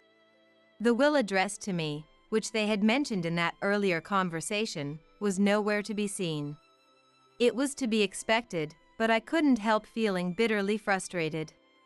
Have you seen the contents? The lawyer inquired, turning the envelopes over in his hands. Well, the seals weren't intact, so… Brian trailed off, his expression slightly guilty. I see. Let me verify the contents then, the lawyer stated, proceeding to open the envelope addressed to Megan first. Inside was a single slip of paper. To you, I bequeath the house and land, it read, without specifying to whom it was addressed. However, Joseph's signature was clearly present. Similarly, the envelope addressed to Brian contained the same type of note. This one mentioned leaving the cash and securities to him, and it also bore Joseph's signature. Oh, there's one more sheet here, the lawyer remarked, noticing an additional document. It stated the following. Entrusting the cake shop to… He read aloud, his brow furrowing slightly. Yes. My father ran a cake shop, Brian explained, his tone casual. So, you will be inheriting the shop. I see. Since there are also securities involved, that should work out nicely, the lawyer commented, nodding in understanding. The lawyer was taking notes while talking. At that moment, Brian shot me a nasty look. Oh, how could he be so clueless? I had overheard their conversation. So I knew that this will was originally intended for me. But Brian didn't know I had heard them, so he just had to sit tight. If he did anything unnecessary, he would only make me suspicious. He couldn't hide his feeling of triumph. I sighed quietly to myself. For now, I pretended not to know anything and kept the conversation going. In the end, the inheritance was divided as per the will, and both of them inherited all of Joseph's assets. Also, Brian seemed quite inflated with pride because he got the inheritance as he had hoped. He easily agreed to the alimony I proposed for the divorce. Furthermore, he signed the divorce papers right there. Here, is this good enough? Yes, it is. After the lawyer confirmed everything, I nodded deeply. Then, after the lawyer left, I said goodbye to Megan and Brian. Well, thank you for everything all these years. Well, we only lived together for about a year, but the marriage lasted a long time, didn't it? Megan said with a nasty smile. She was probably very happy to finally kick me out. Yes, over 10 years. So, what are you going to do now? Yes, I'll continue working. I have a lot to do. As soon as I said that, Megan looked surprised. Then, she laughed and said to me, "Didn't you hear? Brian inherited the sweets shop." Yes, I know. What do you mean, yes, I know? Are you planning to keep working there even after the divorce? Isn't that a bit shameless? Megan sneered. I replied firmly, "It's okay. My job isn't there." What? Not there? Joseph also ran a confectionery company. Megan and Brian were surprised by my words. Actually, Joseph had run 2 businesses. One was the old sweets shop that Megan and Brian knew. And the other was a confectionery company, a factory that produced sweets. It had a big factory in the area with a considerable number of employees. Moreover, recently, Joseph had been focusing on the confectionery company, and David was mainly running the sweets shop. I was hired by the confectionery company. So, even if Brian inherited the sweets shop, it didn't matter to me. When I told them this, Brian's face turned red, and he started shouting. What the hell? That's mine too. Sorry, but it's not. Why not? Because I got the shares of the confectionery company. It was a little before Joseph passed away. He asked me to do something. That was to manage his confectionery company. A few years ago, Joseph considered mechanizing the sweets shop. He thought about introducing some machines into the production process and keeping the shop running as it was. But David advised him that if he was going to partially mechanize, it would be better to develop new products that could be fully machine-produced. So, Joseph started another confectionery company. He separated the machine-producible products from the others, creating different products for the confectionery company and the shop. This strategy turned out to be a huge hit. The confectionery company grew rapidly. Meanwhile, Joseph also focused on developing collaboration products, drawing attention to the traditional sweets shop. As a result, Joseph's businesses became highly regarded in the local community. But you two didn't care at all. That's why Joseph left it to me. Why you? Megan started to get red-faced with anger. If you had visited Joseph in the hospital, maybe you would have left the company to you. Seeing Megan biting her lip in frustration made me smile a little. This was Joseph's revenge.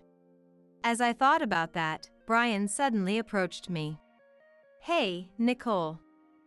Let's get back together." What? Why? Dad collaborated with the sweets shop, didn't he? So, we should work together as a couple again.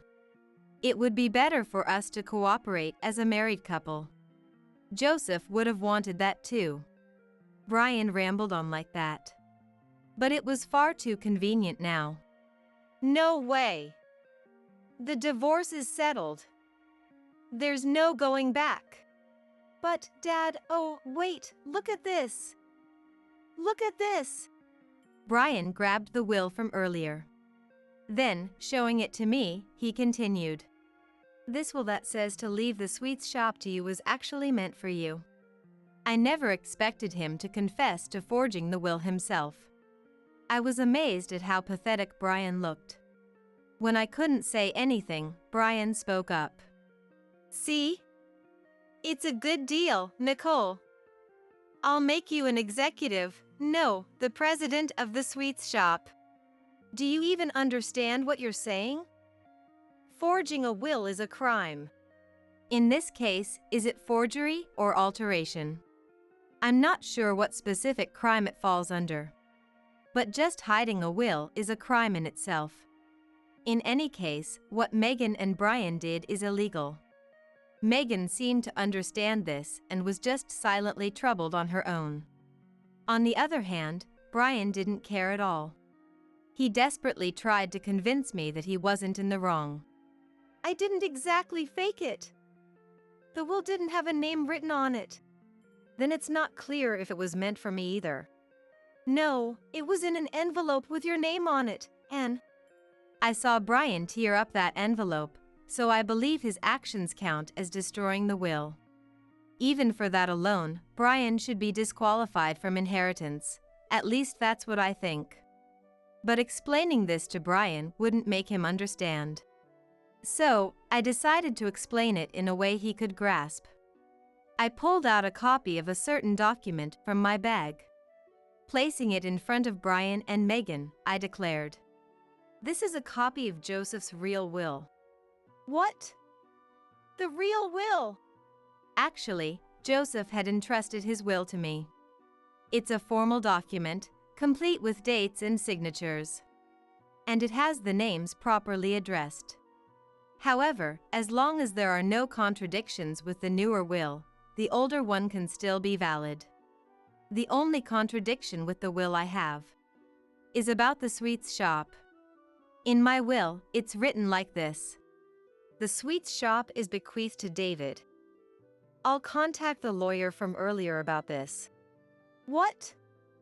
Then why did Dad leave this one? Brian clutched the supposed will intended for me. I sighed and explained the truth to him. That's not the sweets shop, but our company. If Brian had visited Joseph in the hospital, Joseph would have told him the truth. He would know that Joseph owned both the sweets shop and the confectionery company and was now focusing on the confectionery company. If he understood that, he could have figured out whether he was to be entrusted with the sweets shop or our company. He could have known what Joseph wanted to ask of him and could have advised Joseph right there. But in the end, neither of them visited Joseph. Naturally, Joseph gave up on them at some point. And before he passed, he transferred the confectionery company shares to me. Paying the taxes will be tough, but I'll do my best for Joseph. Wait a minute. So, I get nothing? That's right, you both might be disqualified from the inheritance. I responded with a smile. I didn't mind at all. Besides, Joseph had already outlined what to do if they couldn't inherit. Wait, does that mean we won't get the house or land either? Megan asked, trembling. I answered with a smile. Exactly. The house, land, and all the cash are to be donated. No way! Megan collapsed in tears on the spot. Brian was already in a state of shock. He couldn't say anything, just let out a dry laugh. Ignoring them, I called the lawyer. After that, I informed the lawyer about the other will. I also reported that Megan and Brian tried to take my share of the will. I don't know what happened next. I left everything to the lawyer. All I know is that David inherited the sweets shop. And from what the lawyer told me, the house, land, and cash were all donated. Apparently, Brian ran out of money and said he couldn't pay me the alimony. So, it seems certain. In the end, Brian took a part-time job to pay the alimony. When I asked about his job, he said he quit, thinking he'd get the sweets shop. I was truly astounded by him. Why did I marry such a man? I don't understand now. Anyway, I'm glad I got divorced. Megan and Brian are now working part-time at the local factory. Meanwhile, I'm busy with the confectionery company. I can't take Joseph's company lightly. I work seriously every day. But even in my busy days, there's joy. Yeah. Today's batch is good. I taste a freshly made cookie from the factory. A gentle sweetness spreads in my mouth. It's an old-fashioned cookie. Joseph, I'll protect this flavor. I thought I'd visit Joseph's grave on my next day off. Just then, the cookie bag fell off the desk. It felt like a breeze blew through the closed office. Suddenly, the electricity bill skyrocketed. In a panic, we called the utility company, and the technician came over, looking puzzled. Have you seen this wire before? As my husband, Sam, and I rushed over, the technician carefully moved a plant nearby to make it easier for us to see. From an external outlet of our house, a strange wiring extended, heading towards the in-laws' house. Do you know anything about this wiring? Sam and I exchanged glances. We were probably thinking the same thing. Hey, Sam. Could this be? Yeah, no doubt. This is why our electricity bill suddenly spiked. Sam then reached out to the outlet and quickly unplugged the wiring. The moment he did it, a high-pitched scream came from the direction of the in-laws' house. Ah! It must be Mael, Nicola. Then, some hysterical muttering was heard, and the voice came out of the door, heading our way. And there, Nicola burst out from the garden. I am Mary, a 32-year-old housewife. My hobby is eating sweets. Every day, I gather information about sweets by asking friends or researching on my own. Sam, my kind husband, always accompanies me in this hobby.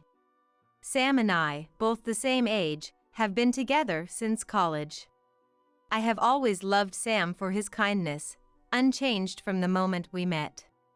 Incidentally, I also adored Tony and Nicola, Sam's parents who raised him. Many of my married friends struggle with their Maels. I've even heard stories that ended in divorce due to issues with the MIL. Fortunately, such problems were irrelevant to our family. Nicola, who shares my love for sweets, always delights in the treats I bring over, and my Fael, Tony, though a man of few words, always gives a sense of comfort with his constant smiles. Both of them are dear to me, and I like them so much. Tony and Nicola now live about a 30-minute drive away. Not too close, yet not too far, just the right distance. But sometimes, I think, would it be possible to live together with such a couple? Not that I want to live together. But, perhaps, it could work out well. I was fond of them to the point of entertaining such thoughts. However, the world isn't always so sweet, as I would later come to realize the truth. One day, I was baffled by the news Sam shared with me. What? Tony and Nicola? Turns out, Tony and Nicola were moving into the vacant house next door to us. I had assumed their in-laws' house was owned, but it turned out to be a rental. They were considering moving since their place was getting old. And when they found out the house next to ours was vacant, they set their sights on it. It was an unexpected close-distance living arrangement. I was instantly overwhelmed by anxiety. We had been getting along fine with Tony and Nicola, but would it continue to be okay? Living next door meant we could see each other every day if we wanted. I liked Tony and Nicola, but seeing them every day might be too much. But it was too late to say, "It's too close, so please don't move in." When Sam heard about the move, he gently advised Tony and Nicola that it might not be a good idea. However, they didn't listen, saying, "We're so close now, it'll be fine." I wanted to kick myself for my previously optimistic thought that living together could be possible. As my anxiety grew, Tony and Nicola moved in. Though I greeted them warily, things seemed fine at first. We kept a good distance, and some boundaries were established. But as they settled in, Nicola began to cross those boundaries. That was the force that overcame all the actions we didn't want her to do. Unannounced visits became the norm, and when she came over, they acted as if our house was her own. Not only that, but our actions seemed to be constantly monitored. Then, after finishing an unannounced visit and dinner inspection one day, Nicola made an outrageous suggestion. "Hey, Mary, I've been thinking, why don't you stop locking the door?" What? I couldn't believe my ears. Because can you believe it? In this day and age, Nicola was suggesting we keep our house unlocked, making it accessible to anyone at any time. That's not reassuring at all. Of course, it's unwelcome. Ever since Nicola moved in, even the doorbell ringing startles me, and now there's the added possibility of Nicola slipping into our house unnoticed. Again, of course, that's unwelcome. Given how dangerous things are these days, I guess not locking the door does feel a bit scary, I said with a smile, trying not to offend, but Nicola frowned. Oh, Mary, you worry too much. But it's okay. Once we get to know the neighbors better, I'll make sure they look out for us. Until then, well, Tony and I are around. We'll be popping by often, she said, her words coming from a place of goodwill, which I appreciated. That's why I couldn't say that her frequent visits were becoming a burden. But there's only so much one can take. Last week, Nicola came over every day for 7 days. I end up having tea with Nicola at our house every day. It's no wonder frustrations arise when we're together so much. I've really come to understand that maintaining distance is crucial in the relationship between a mother-in-law and her son's wife. Nicola has been doing as she pleases, leaving unwanted plants in our yard or planting flowers without asking me. If it were once in a few months, I could tolerate it, but daily is a different story. Regarding the locking of the doors, Nicola has brought it up several times since. I've managed to convince her by emphasizing security consciousness. But then, Nicola started asking for a spare key. That's something I'll have to get Sam to refuse. There's no way I can give such a terrifying item to Nicola as she is now. Though Nicola can be difficult, I hadn't come to dislike her yet. Her meddling comes from a place of kindness. I felt more guilt about rejecting her than anything. But over time, my feelings started to change. Whether it's me who has changed, Nicola, or both, I can't say. But I began to feel discomfort and irritation at Nicola's remarks. It was a few months after Nicola and her family moved in.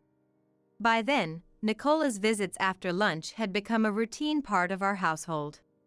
As for Tony, when I asked what he was up to, it seems he's usually out walking or shopping by himself. I suggested, "You could go with him." But she declined, saying, "Walking tires me out." Lately, Nicola has turned into a rather spiteful mother-in-law.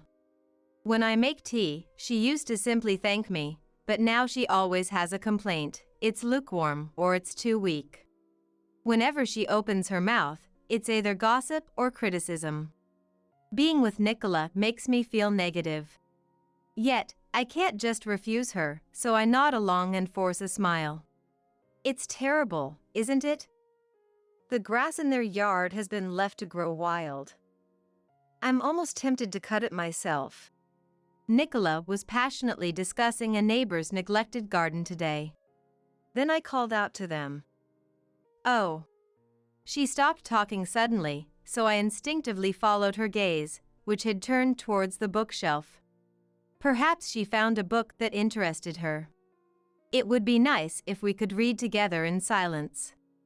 "Did you find a book that interests you?" I was about to stand up and head to the bookshelf when Nicola reached for something not on the bookshelf but on the shelf next to it. "Nicola! That's not okay!" I saw what she had taken and reached out hastily. But Nicola opened it with an unaffected expression. "Oh my! Just look at this, Mary. Didn't we overspend last month? Look at this electricity bill. It's twice what we pay at our house. Nicola was looking over our household budget book as if it were a gossip magazine. Please stop. Give it back, I said, snatching it away, and Nicola laughed. No need to panic. It's just that, Mary, you seem a bit bad at saving, aren't you? Poor Sam, having a wife who can't save money. You should try a little harder, okay? I could feel my face getting hot. The cover and spine clearly labeled it as a household budget book. Yet, the audacity to open someone else's budget book was unbelievable. And sweets, too.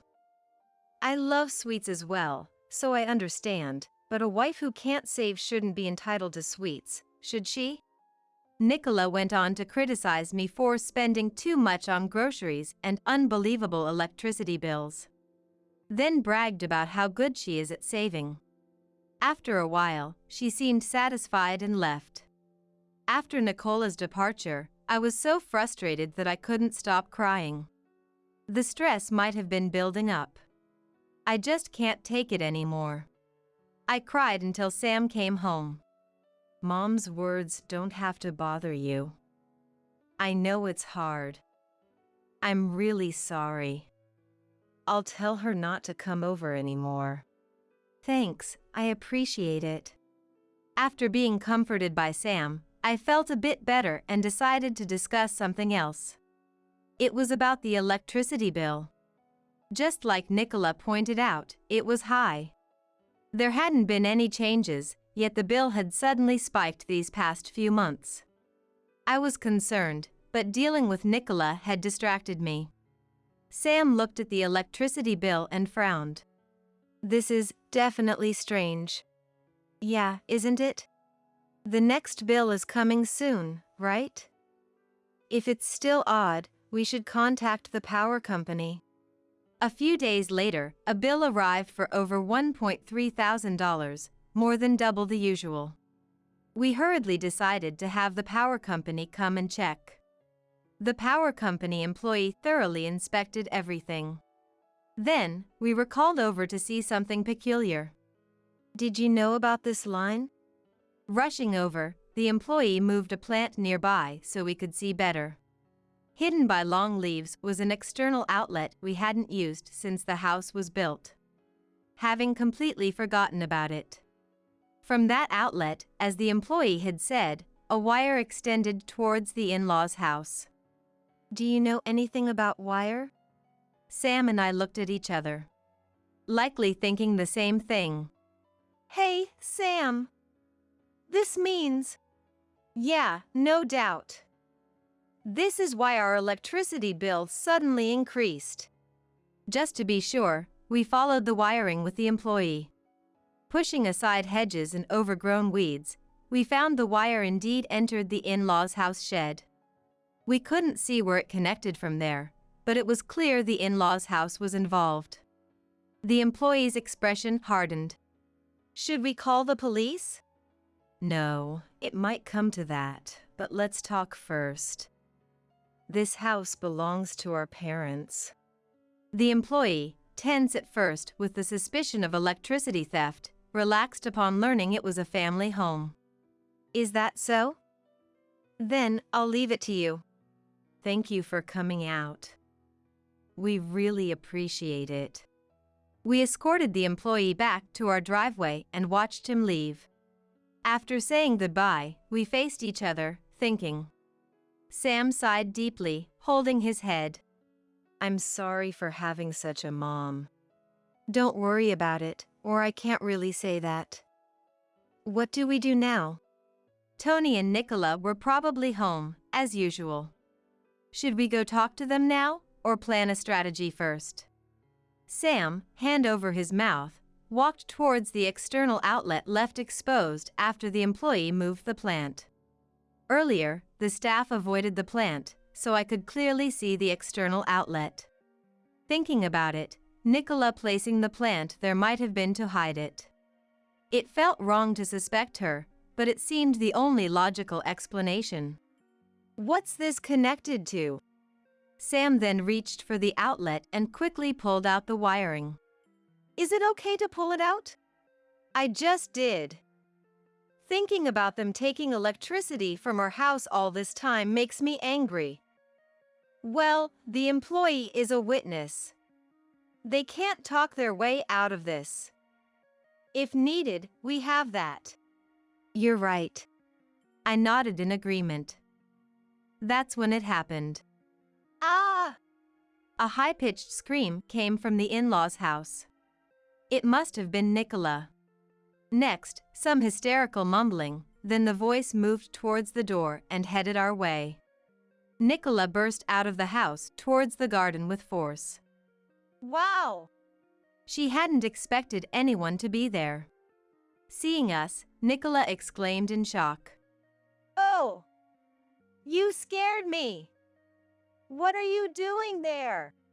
She came at us aggressively, so I stood my ground and replied.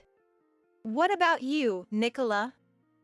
Do you need something in our garden? You seemed quite flustered. Well, that's... Nicola awkwardly averted her eyes. Sam, holding the unplugged wire firmly in his hands, was right there. Nicola exclaimed, Ah! and tried to snatch the wire from Sam's hands. Sam twisted away, hiding the wire behind his back. What are you doing? No, that's my line. Sam held the wire in front of Nicola's face and said in a low, serious voice. This was plugged into our outlet. Tom emphasized our, and Nicola glanced upwards, momentarily flustered. So what? Do you know where this wire leads? I have no idea about that.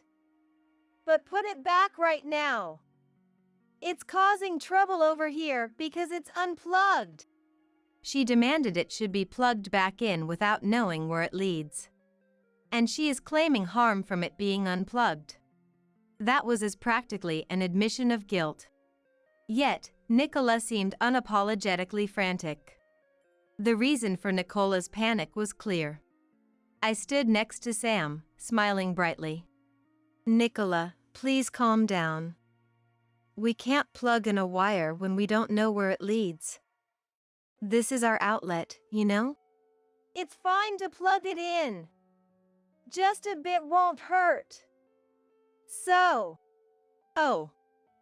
Nicola, you've always told me not to waste electricity, even a little, and that Sam is unfortunate to have a wife who can't even save on electricity. You said that, didn't you? Well, that's... Nicola was restless. It's too late, she murmured softly, almost panicking. What time is it now? It's 9:57 a.m. It's no use now. With that, Nicola ran off, stumbling as she went. Sam was puzzled by Nicola's bizarre behavior, but I knew the reason. I whispered to Sam. What? So that's what it was. Maybe if we wait at home, they'll come by eventually? Sounds like it. Sam threw the wire down, and we headed back inside. A few minutes later, there was a sound at the door, followed by the doorbell. It was Nicola. I unlocked the door and opened it. Hello, Nicola. About earlier. Shut up! Move! As soon as the door opened, Nicola pushed past me, clicking her tongue as she entered. She was visibly in a bad mood. Stomping through the house like a monster, she plopped down on the sofa. Sam, already in the living room, started to speak, but Nicola beat him to it. I'm so thirsty. What about my tea? You're so slow. You should move before being asked. That's the rule, isn't it? Yes. And you locked the door again, didn't you? This is why people say the son's wife in this neighborhood is so cold. As if there's anything in this house worth stealing. Pretending to be all high and mighty is just annoying. Huh? Nicola continued to complain. Ah, I can't stand it anymore. I grabbed a half-empty plastic bottle nearby and slammed it on the table in front of Nicola. She froze, eyes wide. Mary! Here, water for you. And you mentioned there's nothing to steal, but unfortunately, there are greedy and dirty people out there. Like someone who would steal electricity, for example. Nicola's face showed turmoil. I sat down next to Nicola. Despite being right beside her, Nicola wouldn't even look at me. She looked down, her face turning pale. What's wrong, Mary? You're completely different. Oh, Nicola. There's only so much I can take. Did you think I was some kind of saint? I tried to lighten the mood with a joke, but Nicola looked as if she had encountered a demon rather than a deity. Nicola looked at Sam for help, but he just shook his head silently. Nicola had no allies. With an angry daughter-in-law beside her and Sam. As there was no one inclined to help nearby, Nicola's next move was predictable. I'm sorry. I just remembered something. I have to go now. You're not going anywhere. I pressed down on Nicola's shoulder as she tried to stand up from the sofa. Nicola's rear sank back into the sofa. Mary! Really today? You were the one who said you were thirsty, weren't you, Nicola? Surely you're not saying you can't drink my water? After making such a fuss, that wouldn't make sense, would it? Nicola, with tears in her eyes, reached for the plastic bottle but was stopped by Sam. Nicola looked relieved, but I didn't actually want to make her drink the leftover water. The real issue was yet to be addressed. When did you start stealing our electricity? Stealing! What an awful thing to say! But the fact is, the wiring plugged into our outlet was leading to your house, wasn't it? Nicola tried to speak several times, searching for an excuse, but couldn't find any that would work. There was no way to talk her way out of this situation. All that was left was for Nicola to admit and apologize. I thought that was going to happen, but it seemed luck smiled on Nicola for a moment. The doorbell rang, and when I checked, Tony was there. Is Nicola here? It seemed Tony had gone out for a bit and came back to find the door unlocked, the TV on, but Nicola missing, so he was worried. Tony! Nicola cried for help as if reinforcements had arrived. Tony was confused by Nicola's unusual state. Then, Sam explained everything from the beginning. After thinking for a moment, Tony slowly said, Isn't there some mistake here? It's hard to believe at first that his wife was secretly stealing electricity from his son and daughter-in-law's home. So, who did the wiring? Do you expect me to believe a stranger came and connected our houses? Tony crossed his arms and pondered again. Then he agreed. Well, we should probably go and see it. And stood up. But Nicola tried to stop him, flustered, but Tony asked Sam to show him to the outlet. The wire ran into a shed where it wasn't visible. After checking, Tony came back pale-faced. And immediately made Nicola apologize. I'm sorry. Truly, I am. Nicola silently looked down. Like a child. According to Tony, the wiring was connected via an extension cord to a battery and Nicola's computer. The battery was bought when they moved in. She was advised to charge it during cheaper, nighttime rates, and using it during the day was cost-effective. Nicola had been doing exactly that. Initially, it was just that, but then she started plugging in her computer and other appliances since there were free sockets on the extension cord. Eventually, she used our electricity day and night.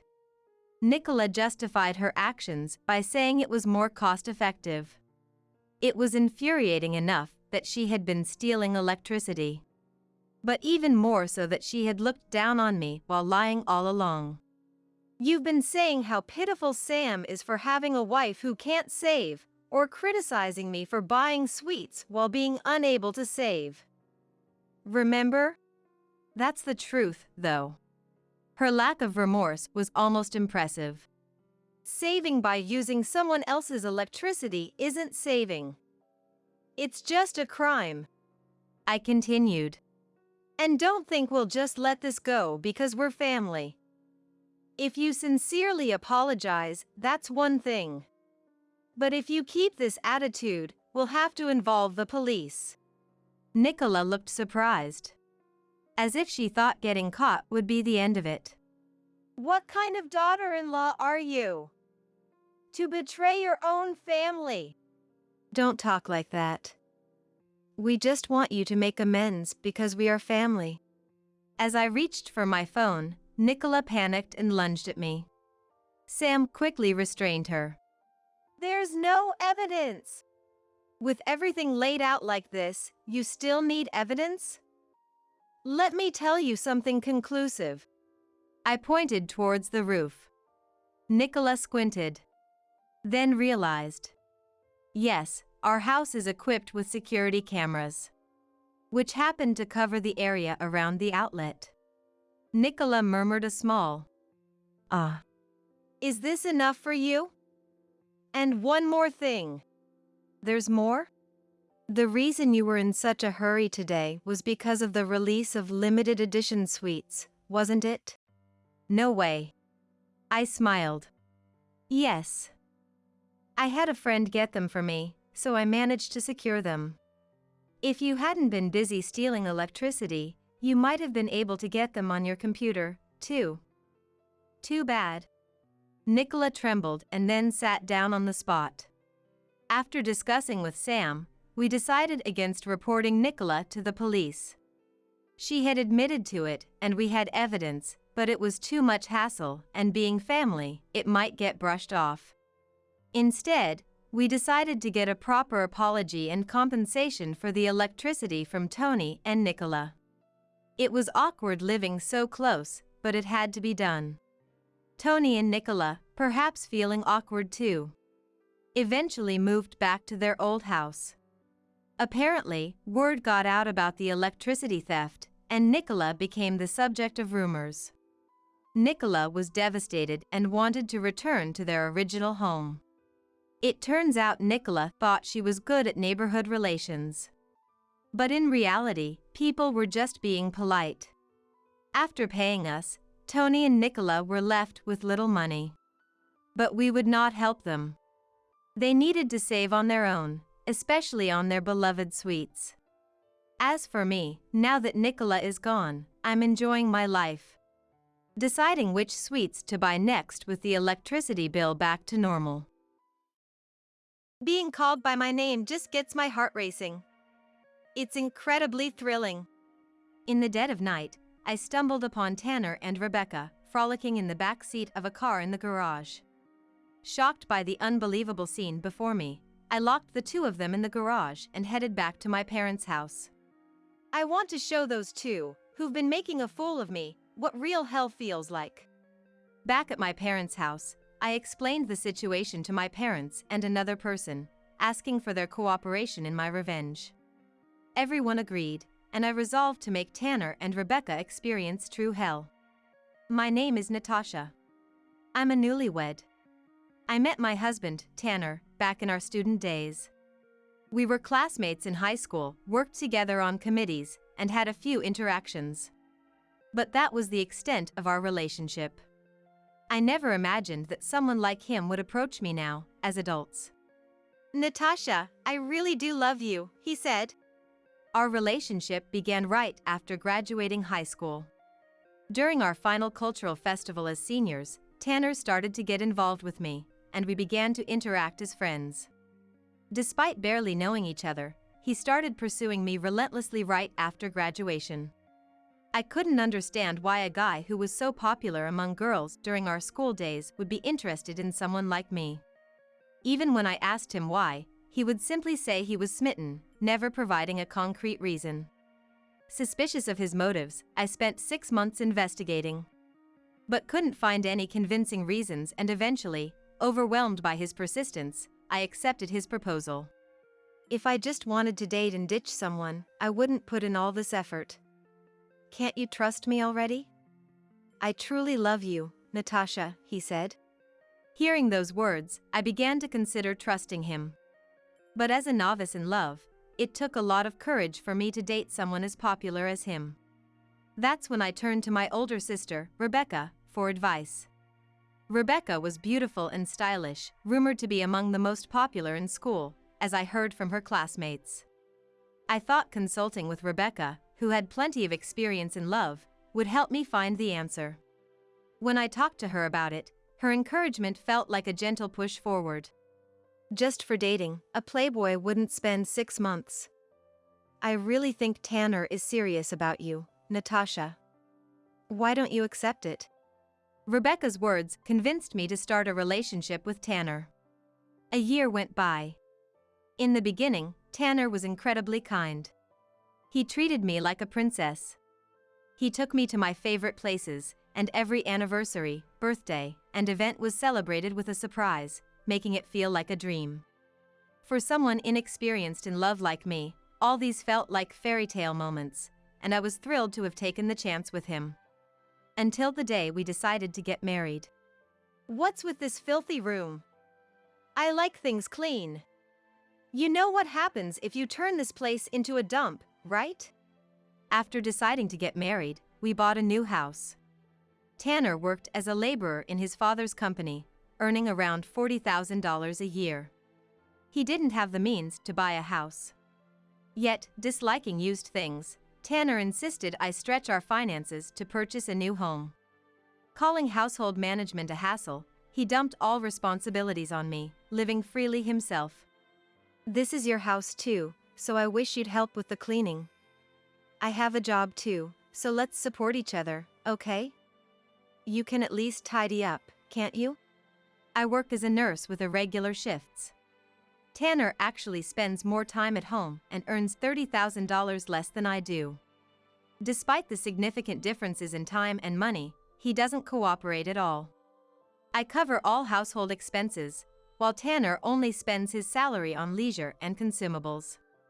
Before marriage, he spoke of mutual support and striving together. But after moving in, Tanner changed completely. He became a total freeloader. I once tried to get him to cook, but the taste and his knife skills were disastrous. The house ended up a mess, and I gave up on having him cook. If I let him do the laundry, he'd throw everything in together, causing shrinkage and color bleeding. He was far from trustworthy. Even Mary, my mother-in-law, had concerns, but I never anticipated it being this bad until I saw it with my own eyes. You're the one who told me not to do housework, right? Now you're making it sound like it's my fault when you start getting called out? Initially, I patiently taught him household chores, but Tanner was short-tempered and prone to violence. Just mentioning household tasks triggered such reactions, and out of fear, I once said I'd handle everything myself to avoid his outbursts. But I'm only human. Nursing is many times harder than people think. My stamina has declined since my early 20s, making it tough to balance home life with work. And on top of that, the household chores have more than doubled compared to when I lived alone. I often wish I had extra hands. Is it so wrong to ask for help in such circumstances? Tanner becomes immediately enraged, showing his aggressive side whenever his sore spots are poked. Once, when I dared to stand up to him, he threw things against the wall and almost injured me.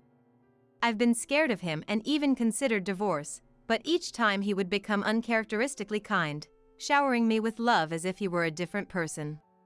I'm sorry, Natasha. I'll never do this again. I truly value you. Please don't leave me. I genuinely love you. I can't live without you. Rarely feeling needed by others, I couldn't dismiss such affection from Tanner and saw no alternative but to forgive him. He was the first person I truly loved. I couldn't envision a life with good encounters after losing him. Such thoughts were reinforced by various things said by Rebecca and Tanner during our relationship. No one else would put up with someone like you, Natasha. If you leave Tanner, you might spend your life alone. At that time, I was completely dominated by the thought that no one but Tanner could love someone like me, a belief instilled by his manipulative words. Even when I thought about leaving, memories of our relationship and Tanner's need for me held me back. It's like the saying, the one who falls in love loses. I was completely ensnared by Tanner's manipulative tactics. I want to support you if I can, but housework is just not my thing. I'm counting on you for that. Please don't say such sad things. I'll try to do what I can. He probably noticed my fear after his outburst.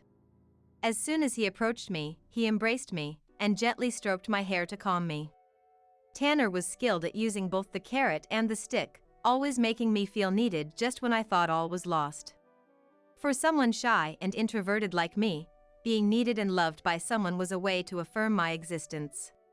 Tanner had great communication skills and was an observant person. He was adept at manipulating someone to the brink of life and death. I was frequently bullied during my school days, which affected my self-esteem. Tanner exploited this, convincing me he was the only one who needed me. He claimed to love and accept even my flaws. Little did I know at the time, this was all part of his manipulative tactics. To be honest, it never even crossed my mind. Until the day I witnessed that scene. As our first wedding anniversary approached, encouraged by my parents, we decided to have a wedding ceremony with Tanner.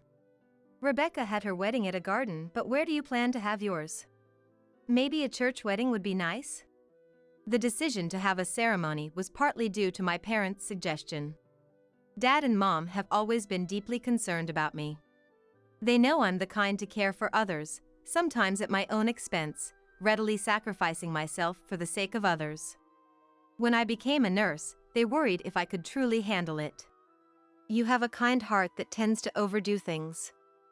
Remember, it's not good to always put others first. Take care of yourself too. Despite their worries, they were my biggest supporters when I decided to become a nurse.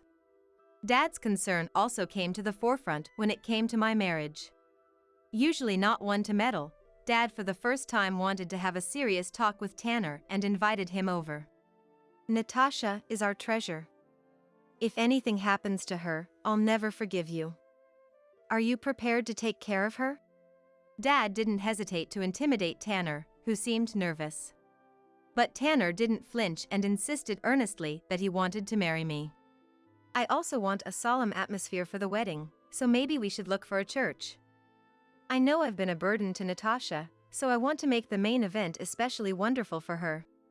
Lost in thought, Tanner's voice brought me back to reality. Seeing Tanner smile sheepishly made my heart race. I never imagined he thought that way. Partly because his words and his everyday actions are so different. I wish he would be more kind on regular days and not just on special occasions. If we could just eat together, watch movies in the living room and laugh, I'd be so happy. Why does Tanner have to say such awful things? Does he really love me? Does he really need me? Having little experience with relationships, I kept wondering if something was wrong with me. Maybe Tanner's lack of desire is because I'm lacking in some way. I must try harder. I convinced myself, suppressing any thoughts of confronting Tanner. Contrary to my feelings, Dad and Mom seemed impressed by Tanner's words, looking at him kindly. You're lucky, Natasha, to marry such a good man. My parents thought Tanner was a good husband. And at that time, so did I. It's true, Natasha is so lucky. She's not good at much besides housework. Are you sure you're not missing anything, Tanner? Rebecca, who happened to be there, sat next to Tanner without hesitation. She flirtatiously placed her hand on Tanner's knee and looked up at him. No. That's not true at all. Rebecca is the opposite of me, sociable and beautiful. She's always fashionable and brand conscious. And thanks to her husband who runs an IT company, she lives a lavish lifestyle. Rebecca often looked down on me, belittling me to elevate herself. But she too was adept at getting her way, manipulating me skillfully.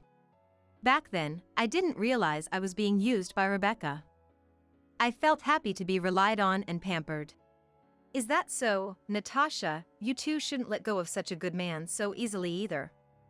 After all, you're just a burden with no redeeming qualities. Rebecca!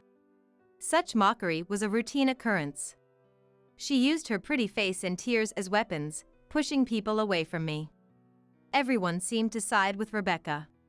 The only exception was my parents. Mom always scolds Rebecca sharply whenever she mocks me. Seeing no way to turn the situation in her favor, Rebecca quickly leaves the scene, but the pain in my heart lingers. What was a joyful moment is ruined by Rebecca's words. Tanner, along with Dad and Mom, apologizes, but he just laughs it off, saying it's nothing. Deep down, I wish for some comforting words, but I don't have the courage to ask for such audacity. It's my fault, as always, I tell myself, accustomed to resolving things on my own. Time passed and it was now the day before the wedding. The ceremony was set to be held at a church, and today, Rebecca was visiting my house. She said it was closer to the venue from our place. Let's call it a night since it's early tomorrow. I'm borrowing your bed. After having dinner and a shower, we enjoyed some drinks. It was past 10 p.m., and we were all feeling the effects, so we decided to get some sleep. I would share the bed with Tanner, and Rebecca would sleep in my room. Around midnight, with the feeling of warmth vanish from the futon, the chills woke me up. Tanner? It was still autumn, a bit chilly for a nighttime stroll. Maybe he went to the grocery store without saying anything? It was unusual for Tanner to leave like that, so I decided to look around, starting with checking the car in the garage. That's when I heard it. No, Tanner. It sounded like Rebecca's voice coming from the direction of the car. Tanner's car was there, not looking like he went to the grocery store. Thinking Tanner might be nearby since Rebecca called his name, I walked towards the sound. Being called by my name just gets my heart racing. It's incredibly thrilling. I spotted the two in the back seat, engaged in something.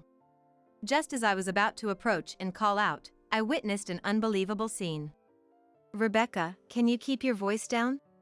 It's impossible, Tanner, be gentler with me. The two of them were naked, embracing, caught in the midst of intimacy.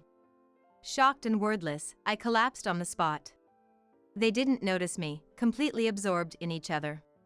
Maybe it was too hot with the windows up, or they needed some fresh air, but the car windows were open. Because of that, Rebecca's sugary voice and Tanner's animal-like breaths were audible. The disturbing sounds filled me with discomfort and nausea, and I crouched down, trying to hold back vomit. What's happening? What are Rebecca and Tanner doing? Is this a dream? Am I having a nightmare? Unable to believe the scene before me, I kept trying to escape reality. Oblivious to my presence, the two continued their act, engrossed in each other. Tanner's desire for Rebecca, something I've never experienced, painfully tore at my heart. And then, from the two of them, I heard words even more horrifying. It's like a dream, to be connected with you like this. You really love me, don't you? You did tell me before that you've admired me since our school days. Rebecca's words, revealing a shocking truth, left me stunned and confused.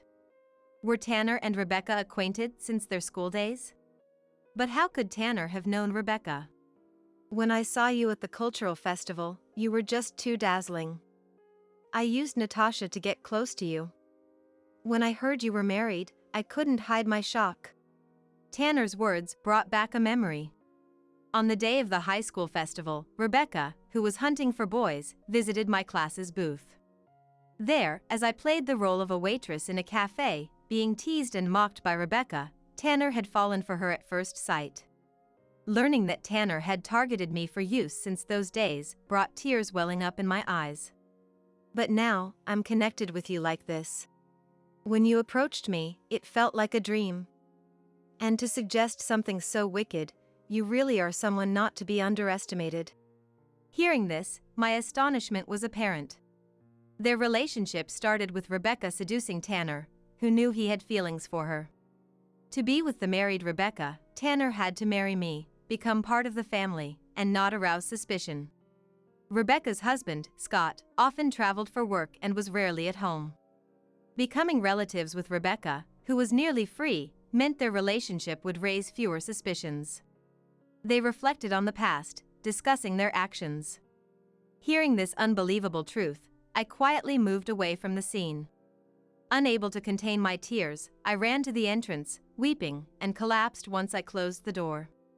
I can't believe that they had been using me all along. And how they thought of me in such a way.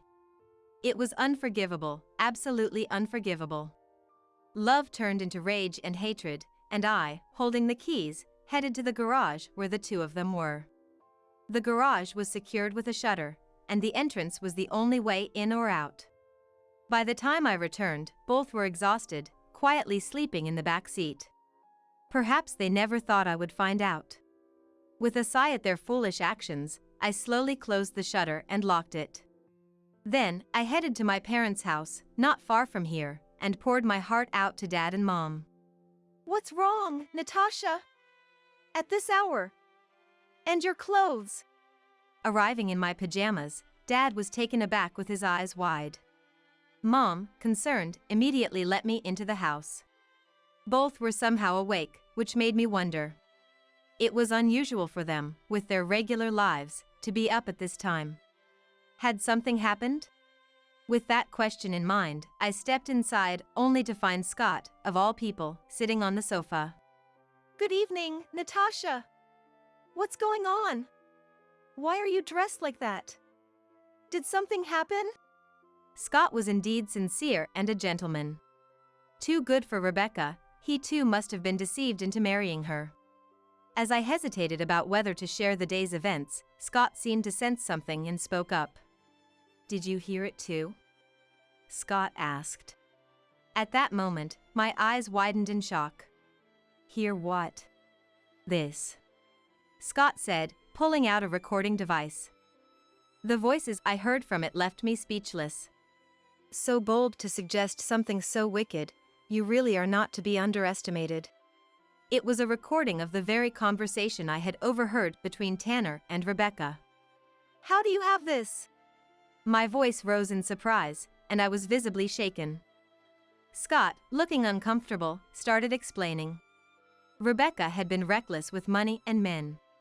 He found out 3 months ago when someone from his company reported seeing Tanner and Rebecca entering a hotel. After discovering the affair, Scott hired a private investigator to gather evidence of their infidelity. Today, knowing Rebecca was visiting my house, the investigator intensely monitored her, capturing this recording. At first, I thought if money could make up for my absence and make Rebecca happy, I'd stay out of it. But when Tanner got involved, it was a different story. I couldn't stand it, knowing how much you cared for him. Scott had always cared for me like a real big brother. And he couldn't bear to see me hurt because of them. Just knowing how he cared was a relief to my heart. I was collecting evidence against Rebecca to confront her for a divorce. I got the decisive evidence today and came to discuss it with your parents. Turning to Dad and Mom, I saw them looking distressed. Dad was even apologizing profoundly to Scott.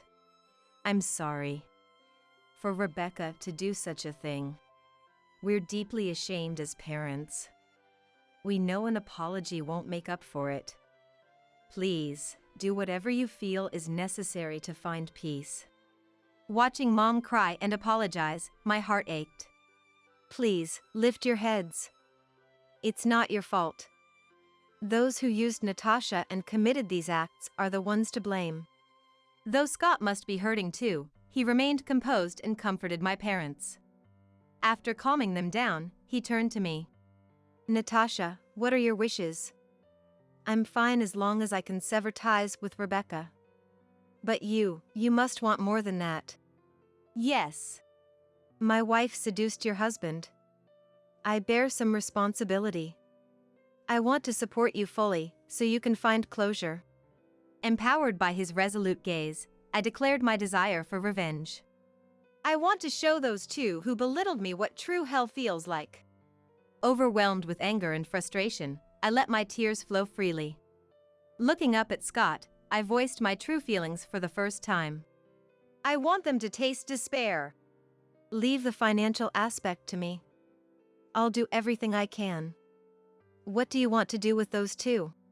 Hearing Scott's words, I candidly voiced a plan that had come to mind. I have to say I was surprised at how quickly such a daunting idea had occurred to me. Scott, Dad, and Mom all agreed to cooperate upon hearing it. And so, our family's revenge plan commenced. Natasha, what were you thinking? How dare you lock us up like that? 2 days later, Tanner and Rebecca, finally escaping from the shutter, showed up at my parents' house.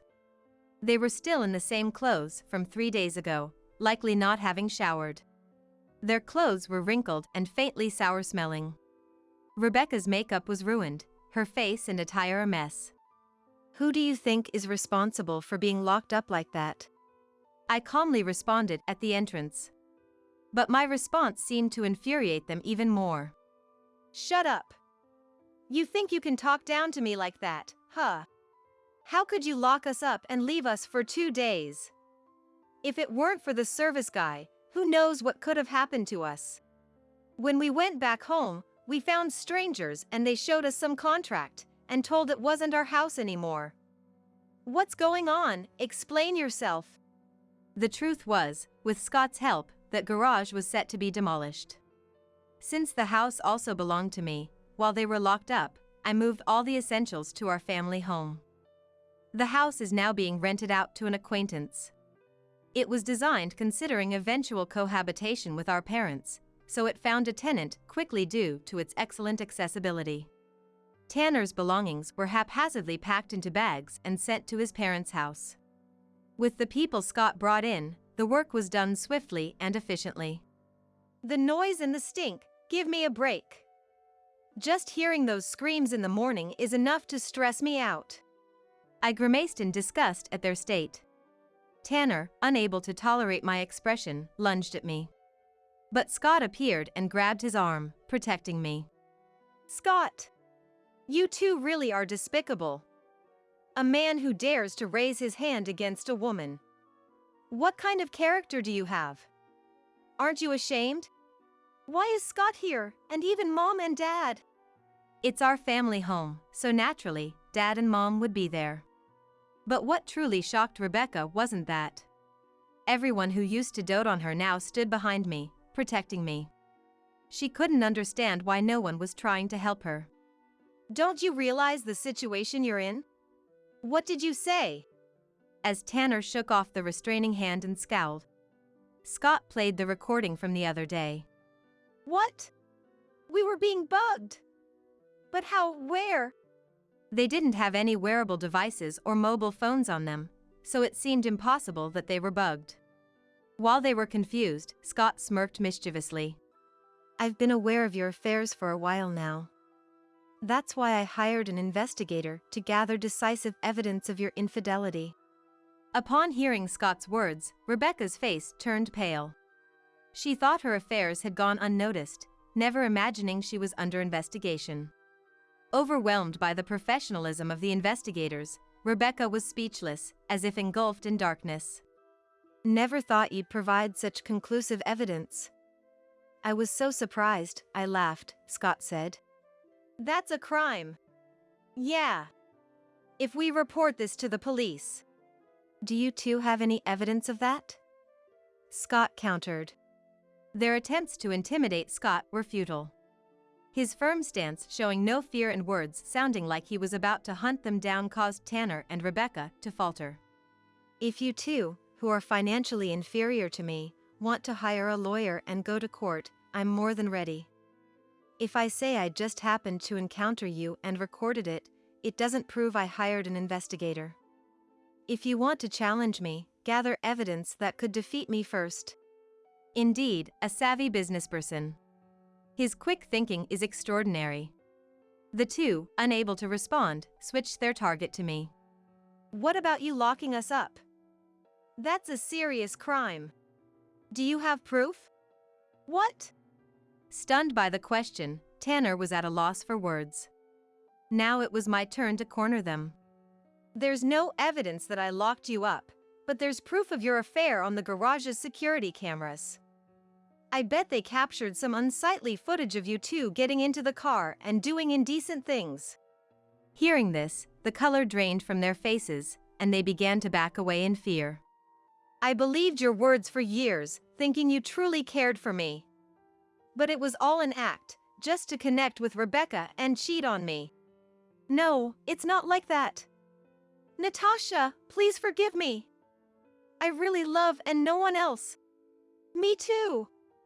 What happened with Tanner was just a momentary lapse, nothing serious. I swear it's true. Please believe me, forgive me, Scott." Realizing their disadvantage, the two abruptly changed their tone and started apologizing. They were clinging to our feet, weeping and pleading for forgiveness in their disgraceful state. "Let go." "What?" "I said let go." I yelled at Tanner, and Scott shook Rebecca off. "Why would anyone forgive you too?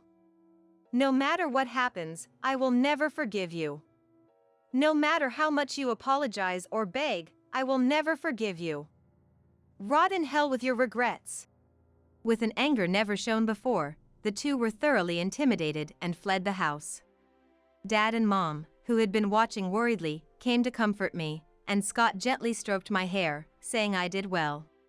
At that moment, overwhelmed with relief, I broke down in tears. The harrowing days I endured felt like hell itself. Clinging to memories, I tried to endure, but I was reaching my limit. Before breaking down, I managed to end that life, and the feeling of liberation made my emotions erupt.